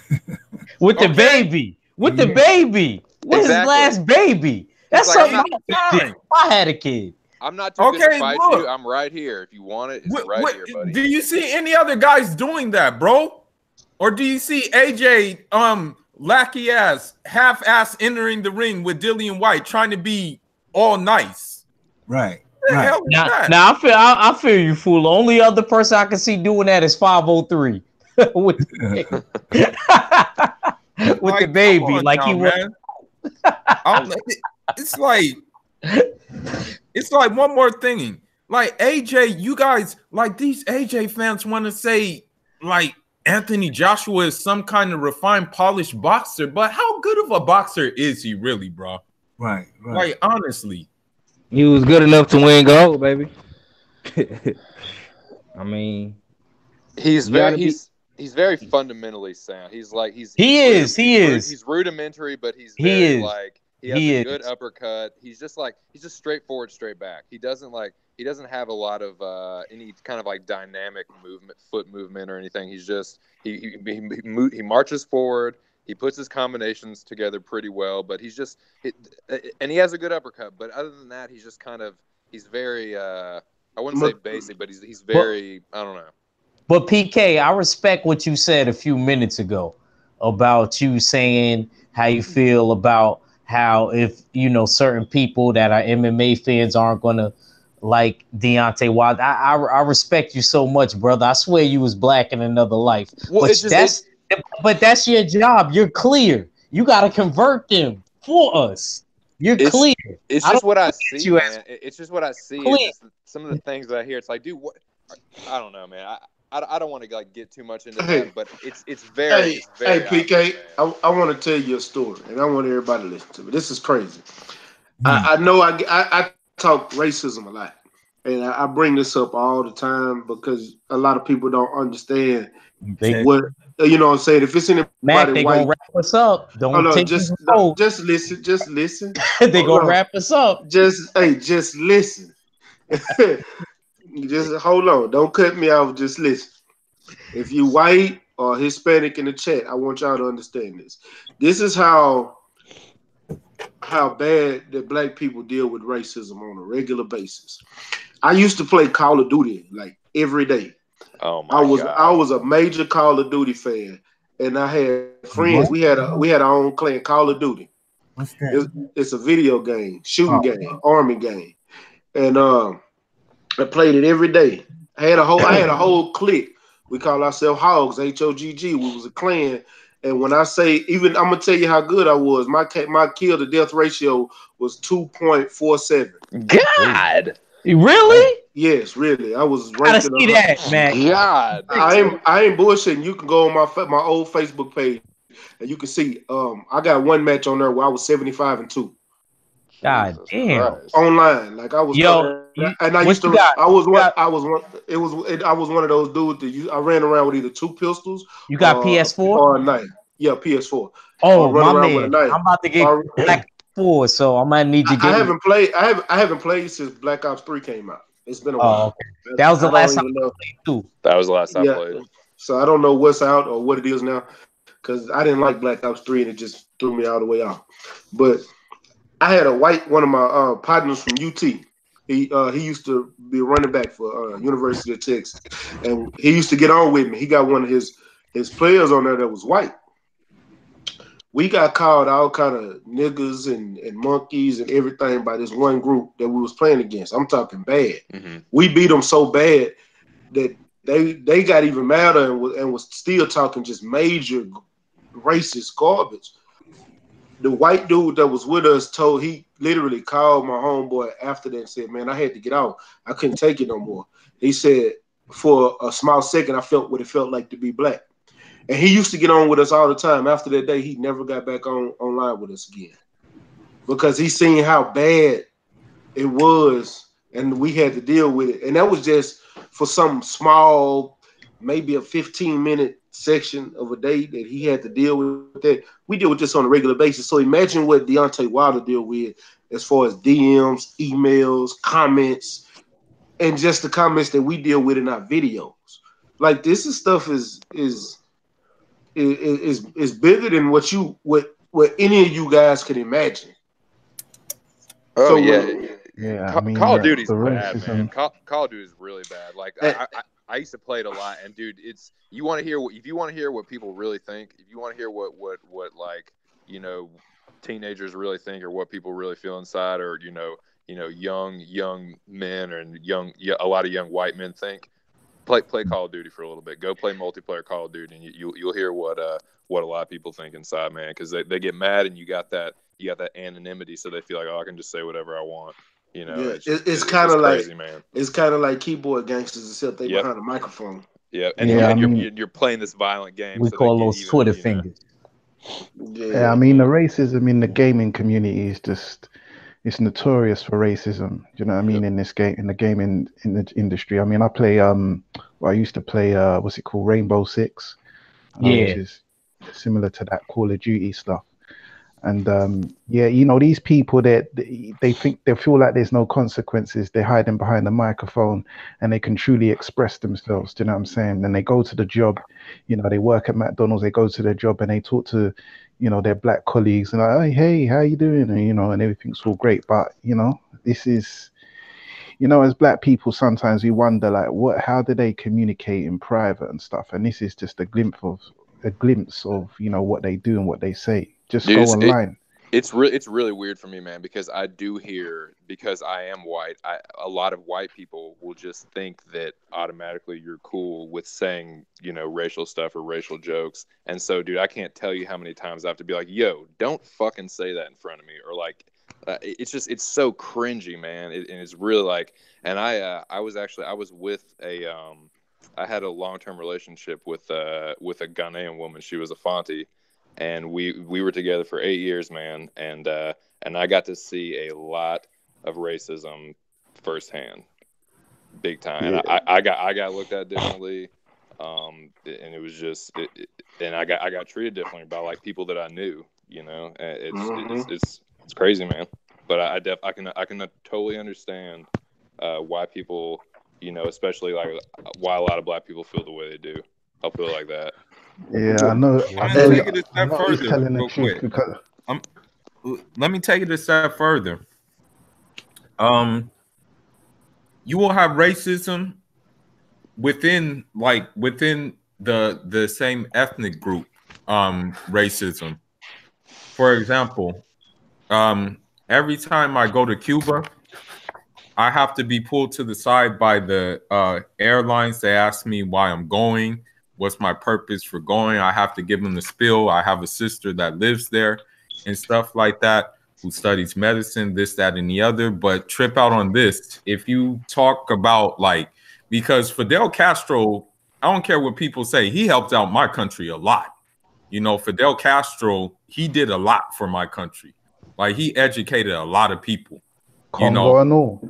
But if you talk about Fidel Castro around the typical audience, be it a Mexican, be it like a Cuban of European descent, be it like anybody of that origin, they will have everything.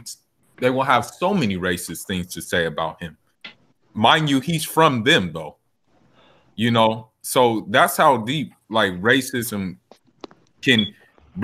can sometimes go beyond just basically a color of a person's skin.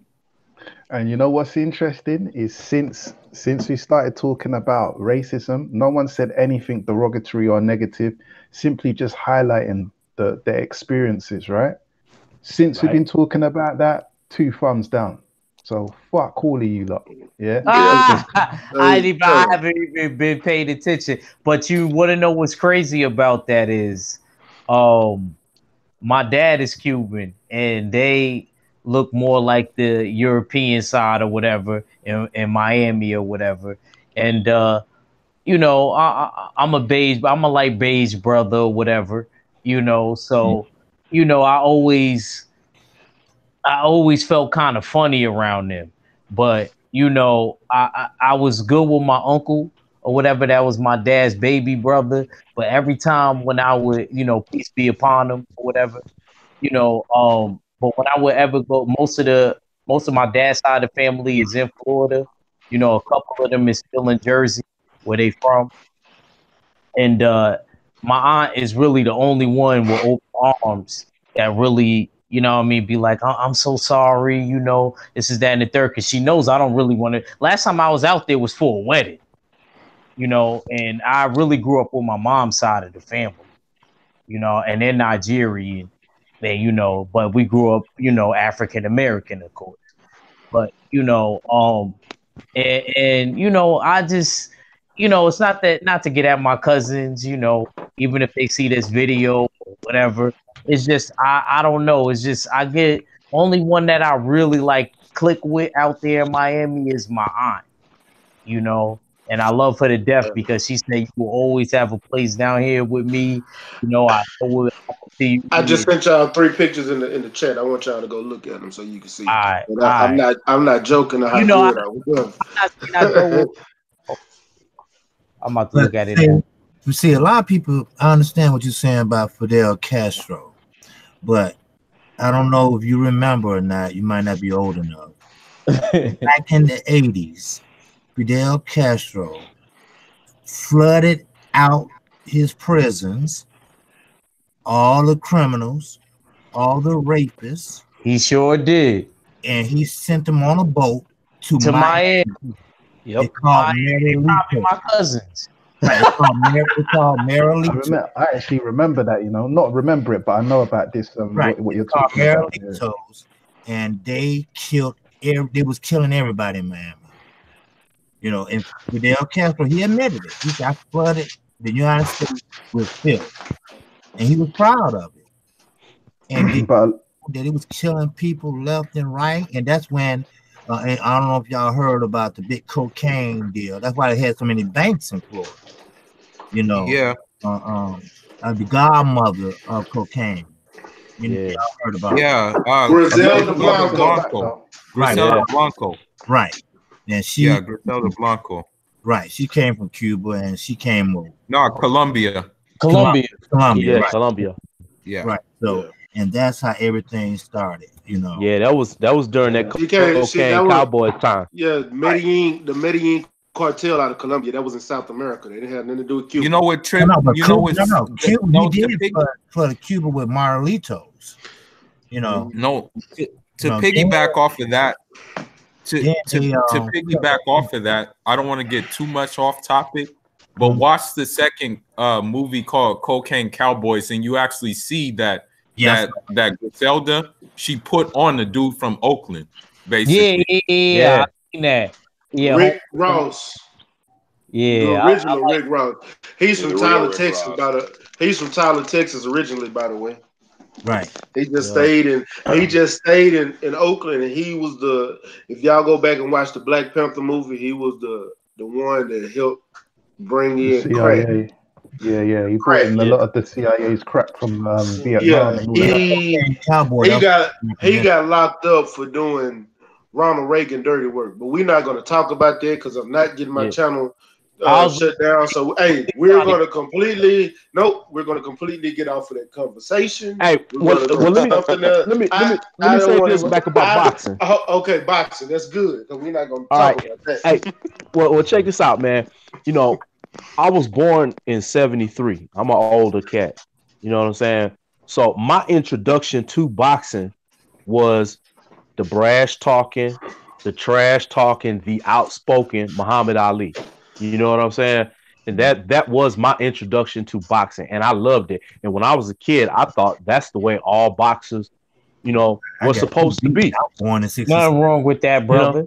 you know what I'm saying? So now you fast forward it however many years, and you got another outspoken, brash talking, you know what I'm saying, trash talking, black boxer that speaks up for his people, and somebody left a comment on one of the videos I made because I made a reference to Ali, and they were and they were saying, well, but Ali was loved by all the people when he was fighting. No, he wasn't. Ali No, he was wasn't. hated. Ali was Probably hated. didn't like him at He was all. hated by the masses, bro. Oh, He was Ali loved by was his hold people. on. Let me tell you something. Ali wasn't loved until he couldn't talk no more. Right. Exactly. that's how we Right. always do, man. You know what I'm And saying? guess what? Hey, You and never- to Rough House to piggyback off of that, when he decided he didn't want to go to war, they hated him 1,000 times more. But see, even to piggyback off of what you said, it's crazy. He did that first, right? Yep. Then a whole bunch of, no offense, a whole bunch of white boys started doing it, and it was never really talked about. You know what I mean? They was so mad at Ali, Oh, and yeah, then a called whole him bunch of white draft boys dodger. started not trying to be inducted into the draft. Conscientious objector. So watch what I tell you, man. Y'all mark this day on your calendar. But when Deontay Wilder is done boxing, you know what I'm saying? When he's no longer in that spotlight anymore, then watch all these people, you know what I'm saying, that talk down on him now start coming around and saying, what a brilliant boxer he was, and he was a KO artist, and you know what I'm saying? Right. All of that, it's gonna come around. It did the same thing with Ali. Same exact thing with Ali. And it's gonna come around. And when Wilder is no longer boxing, out of the spotlight and all of that, then they're gonna be like, oh yeah, he was the American heavyweight champion. He defended the belt 8+ times and blah blah blah, this and that. And right now they all want to take a dump on him every time he opens his mouth and say something. Is that what it is? Is it with especially with American boxers and just are they just jealous of Wilder and his knockout ability, or is it just like he's taking their shine, or like I really don't understand why more why more boxers aren't behind I'm gonna be honest with you.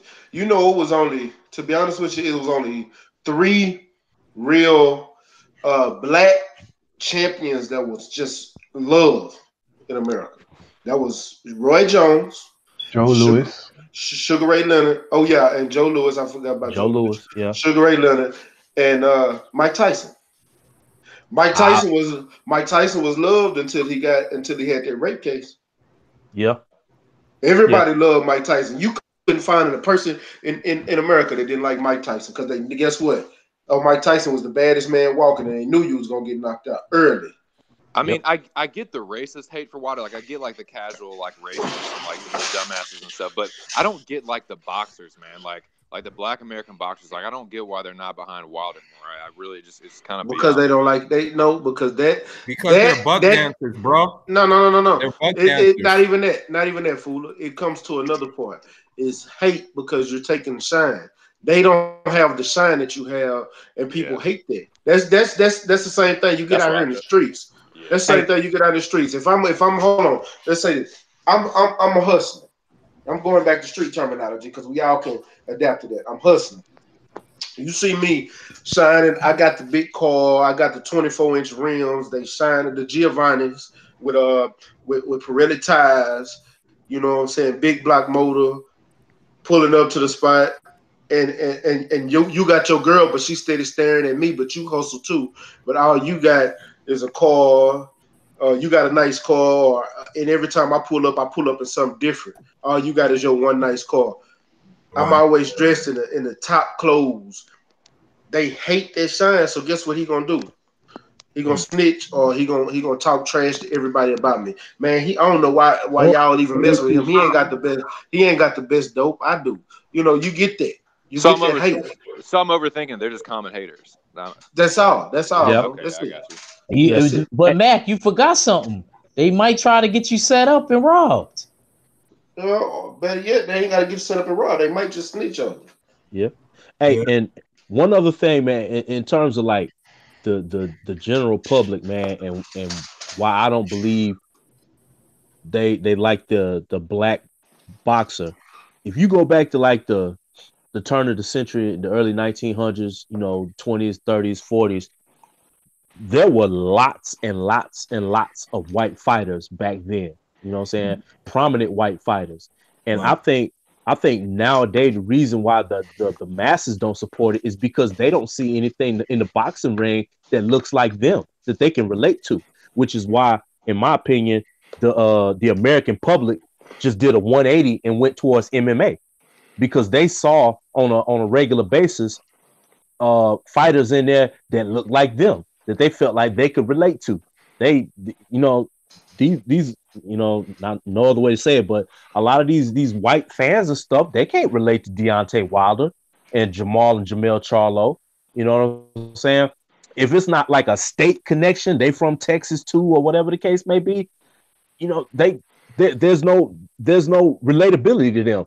But they can relate to Conor McGregor. They can relate to any of the other white MMA stars over there. You know what I'm saying? Right. They look at them and they see themselves in Hell, the they can. ring. Hell, to You know be what I'm honest saying? with you, you can see them. That's why you got so many guys over here that relate to Anthony Joshua, Yeah, because yeah, Anthony Joshua don't have that American the black American pride. He's different. yeah. He's Yeah, colonized, bro. Well, see, Hey, over bro. in London, they don't see black and white like we do over here. They all get along over there. There's no race. No. Hold on, Hey, hold on. You got Hey, everybody, hold on, one at a time. I said something Hold wrong. on, I hold said something on, wrong. hold on. No, you didn't say that wrong. You didn't say that wrong. You didn't. My Oh daughter man. They was finna get him. look at it like we do. Hey, no, no, KQAC, I gotta let one of the ones school you on that, because No, you I have can't. a Hold on, fool. Okay, please.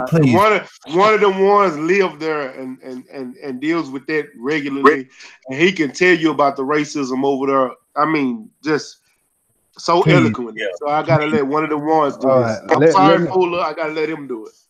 let me give you a simple analogy of the Okay. difference between of how racism works in the Western diaspora. This is real simple, and everyone can get this. In America, you do racism like Rambo. In the UK, we do racism, not we, but racism in the UK is like James Bond. Yeah, it's much more sophisticated, it's underground, and it's much more institutional. Racism here is live and kicking. It's just as severe as it is in America, but you got to understand that America is a completely different environment. You guys have guns in your society. We don't have guns in our society. Well, we do have guns in our society, but not to the degree that you guys do. The other thing you have to keep in mind is that the world knows about America's problem with racism. America was born out of racism and violence. America was born by the gun. Right. And a lot of that is through American media. America's the one and only superpower. Is taught through Hollywood and so forth. In the UK, we're a small country, small island, used to be the biggest empire in the whole world. But the projection of the UK is little known. So, for example, if I go to Thailand, the first thing they're going to say is, "Oh, you're Black American," and I'm like, "No, I'm not Black American." They just can't conceptualize the idea that you're Black anything other than Black American or African, because that whole Black experience in the UK has not been sold to the world. No one knows about it. So I don't take no offense with what you say, my brother, about there being no rate. Everyone gets on in the UK, because I totally get why you would have that perception. But I'll tell you now, for one, everything is not all hunky-dory in the UK. Man, it ain't sitting here drinking tea and crumpets with the Queen. I'll tell you that for free. Don't ever get it twisted. Don't think that because Meghan Merkel, who's white passing, has brought a little colour into the royal family, that everything's all cushy or is all good over here, man. It ain't. But it's just it's a different experience. You know what I'm saying? It's a different experience. It's just toned down. You're trying to say, right? It's more subtle. It's a lot. Yeah, it's a lot more toned down because you got what it is that America is an extreme version of the UK. So whatever we do, see that. Okay. yeah. So whatever we do in UK, America is like times 10. So even like the cars that we have, American cars are bigger. The street layouts. American street layouts is bigger. Basically America is the UK but 10 times more amplified. That's all it is, and that goes for everything. Racism. The only thing that's not America that America does that's not more amplified than us is the currency. You know, the pound is stronger than the dollar. That's the only thing. But America, I mean, even from the military, you guys have got 10 aircraft carriers. We got one. You know, and in every that comparison extends to everything. But yeah, racism, trust me, it's everywhere. No matter where you go, it's everywhere. It's in Asia, it's in Germany, it's in France. But I'll tell you one thing though, racism in the UK is nothing compared to racism in France, Spain, and Italy. Once again, I'm gonna piggyback off of this. The thing is, I have family all through Europe, and the UK racism, as he said, is institutional. You know, you have to ask yourself, like, why, like, you see dudes who are most, like, the menial jobs go to usually people of Caribbean, African descent, whereas the jobs that are, like, you know, higher upper and stuff like that go to mostly people of European origin. Neighborhoods wise, there's marginalized neighborhoods in the UK where they're largely Caribbean, African, and perhaps like an Asian background, where that's mostly all that you'll see, and they're kind of being cut off from, I guess they call it the petty bourgeois society. And even when I was coming up, because I grew up part of my life in Europe, when they taught us in school, it was blatantly racist. They would say things like, oh, colonialism was good. You know, colonialism civilized us. We were running around like heathens and stuff like that. So like mariners and stuff like that coming to colonize us, coming in the age of discovery was actually one of the best things to happen to us. And that if it wasn't for them, we would still be doing all kinds of this, that, and the other. So even in the school system, racism is in Europe, you know, big time. You know, Europe is very, very, very like racist because they never had anything like civil rights like in America. You know, America actually had civil rights. Europe never had nothing like that. Well, it's funny. It's funny that one of them ones that you mentioned, the institutionalization, and I can't speak to that, but there's definitely the Ivory Coast is that's in Europe, right? No, Ivory Coast is in West Africa. West Africa, right? Okay. Wait, one sec. What was he saying, PK? Well, I would say that there is definitely institutionalized racism. I was saying the Ivory Coast. That's in West Africa. Right. Yeah. It's Coast. It's a French colony. Okay. Matter of fact, my bad. Gonna turn up PK. No, go ahead, Legendary. Now I was gonna say, speaking of the Ivory Coast, when the British came into the slave trade, that we gotta remember, the British was the top cats of the slave trade. Once they came in, they institutionalized it and commercialized the motherfucker. So that's why. No, hold on.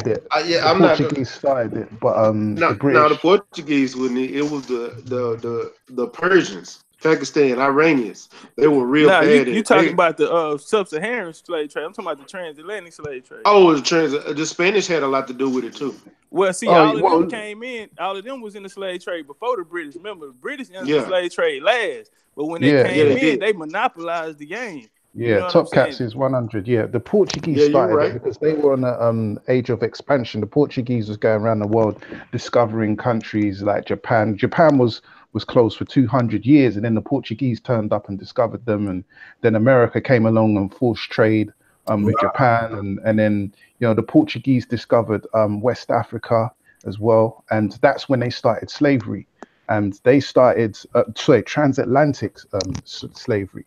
So they started bringing over Africa. Well, first of all, they enslaved the indigenous people of Brazil. They wouldn't have actually. First of all, they enslaved their own white people. They couldn't hack it because under the sun and all of that. Then they tried to diseases and stuff like that. Yeah, diseases, and they couldn't hack it under the sun. So then they started enslaving the original Indians, and then they thought, you know what, Africa. So that the Portuguese started it, but then what happened is the Dutch got involved, the Spanish got involved, and then when Britain came and got involved, it was just there's entire cities in the United Kingdom that is built on slavery. Places like Liverpool, places like Bristol.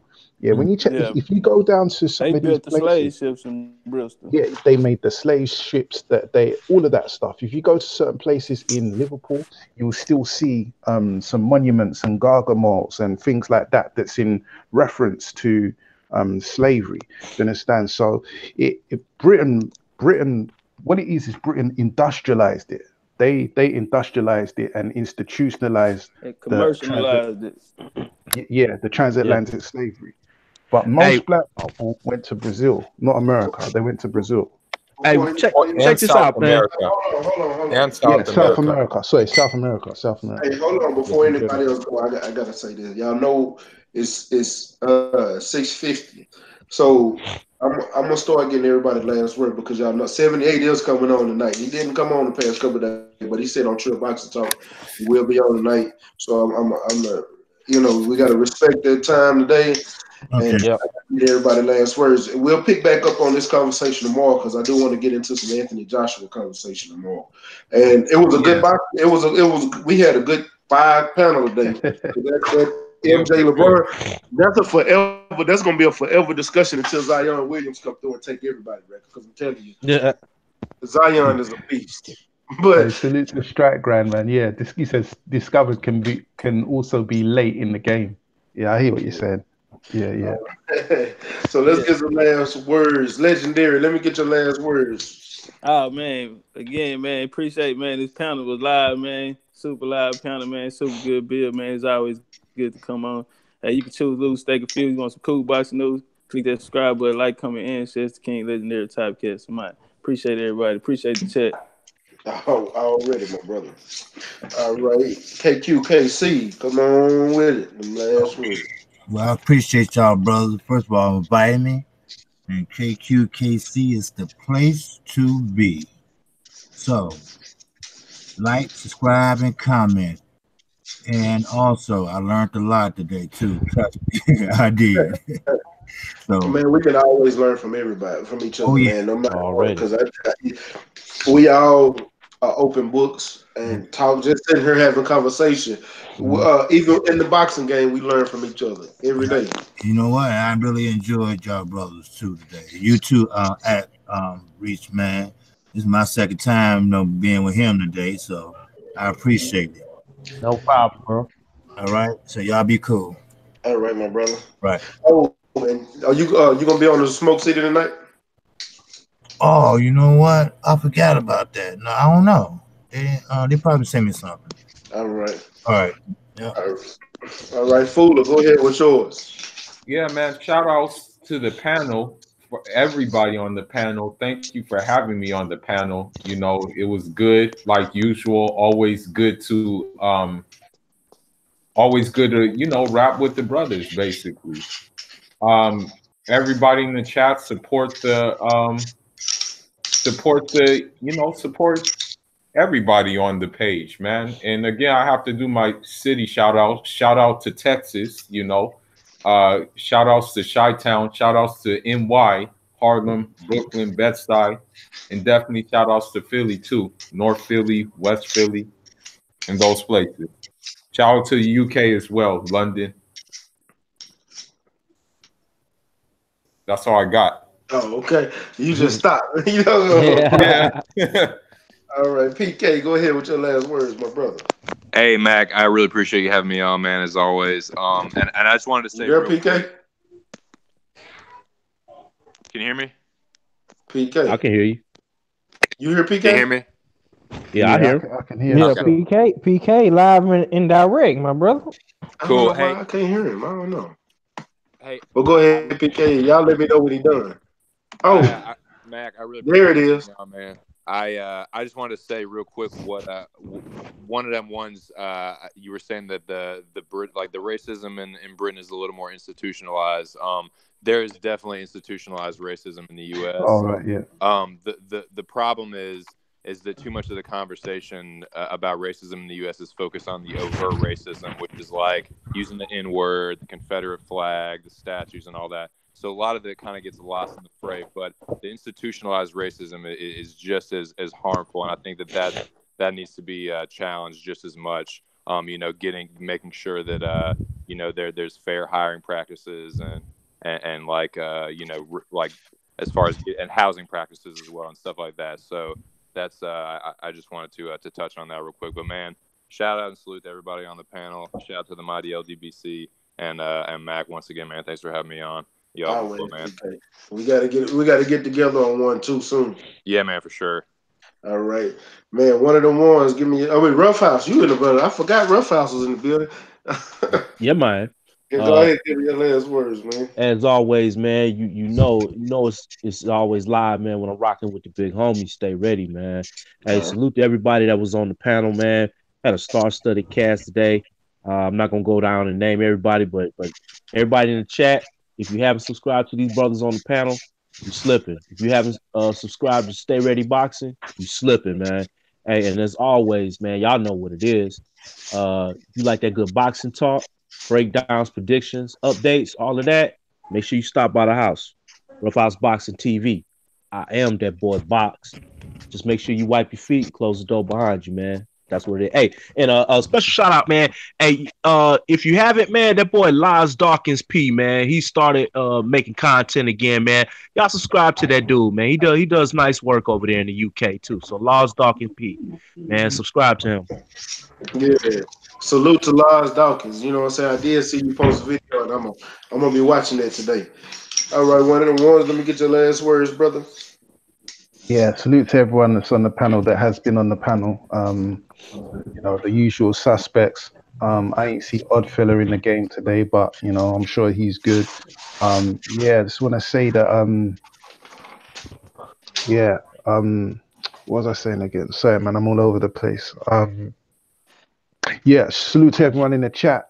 Yeah, don't forget to hit that subscribe button, for my man Stay Ready and Ack, because I know, we're trying to get him over 100 and all of that. And yeah, of course, man, if you see me in the chat, just click on my name as well and hit that subscribe button. As a matter of fact, everyone that's making content on the panel, Rough House, 503 Lions, I'm not going to go all the way down the list because I know I'm going to miss some people. But yes, support all of us, man. You know what I mean? We're all doing our thing and stuff. And yeah, man. Let's do it again, and yeah, I'll catch up with everyone tomorrow or something. Yeah, all right. Salute to you, one of them one. All right, Ack-Reacher. Let me get your last words, brother. Appreciate you, Mac, not giving up on me because I was doing a couple of things in the gym and all of that, and I just got to you. You caught me at the perfect time again. I gotta make videos like this because I'm probably gonna be in training in a few weeks, so I'm probably not gonna be around. But y'all keep me in spirit, and I'm gonna still try to make as much videos as I can before I do that. Shout out to everybody on the panel from Rough House to legendary Top Cat. I'm just getting to know him, but he seems like a real cool dude. One of them ones, PK Boxing, 503 Line, of course. My man Mac. Did I miss anybody? I hope not. I think I named everybody. Hold on. Yeah, I named everybody. And I appreciate you, Mac. Appreciate it. Always, bro, man. You know you're gonna be you and 503, one of them ones, Rough House. No matter what, y'all gonna get them. Oh yeah, Fuller. I forgot about Fuller. Oh yeah, and Fuller too. The Fuller was in there with me when nobody else was on her. Me and him started off. All right, 503. Go ahead and give me your last word. Oh man, salute to my boy Mac at Stay Ready, man. You better stay ready so you ain't gotta get ready, you dig? And salute to the whole motherfucking me panel. My boy Ack, the Harlem God, one of them ones. South London in this hole. My boy legendary Top Cats, Abel Mahard, my boy Rough House, you know what I'm saying? I feel like we building something real special with this panel, man. It's only getting bigger and better. It's the beginning of 2019, man. Hopefully by the end of 2019, we'll all be where we want to be, and we'll keep on growing, man. But shout out to everybody, man. Be sure to go subscribe to the Smoke City Mallcast. You know what I'm saying? Fuck with us on all social media platforms, man. I am 5039. One half of the Houston Hard Hitters, straight out of North Houston, Texas, man. I'm gone. Peace. Salute to everybody that came out to the panel today. All my everybody in the chat, man. I salute to y'all. I appreciate all the support and everybody that's coming through, man. Eventually, I'm gonna get this stuff on iTunes so we can turn this whole boxing conversation into a podcast. That way, people can just get some good boxing conversation. You know what I'm saying? Something out every day for them to listen to on their drive to work, on their drive home from work, while they're at work. You know what I'm saying? While they're in the gym, something to listen to because we have a good conversation every day, all day, joking around, social settings. It don't matter. It's just great talk, especially when it comes to boxing and to the boxing fan. So salute to everybody out there, man. And if you haven't already, smash the like button. If you're just sitting in there looking at it, stop looking at it and smash it, motherfucker. You know what I'm saying? And I appreciate the ones that already done smashed it. I appreciate you if you already hit the subscribe button. But if you haven't, go ahead and subscribe to your boy Mac and Stay Ready Boxing. Hit that bell icon so you can be a part of the notification game and get the notification every time I drop something. Every time I go live, man.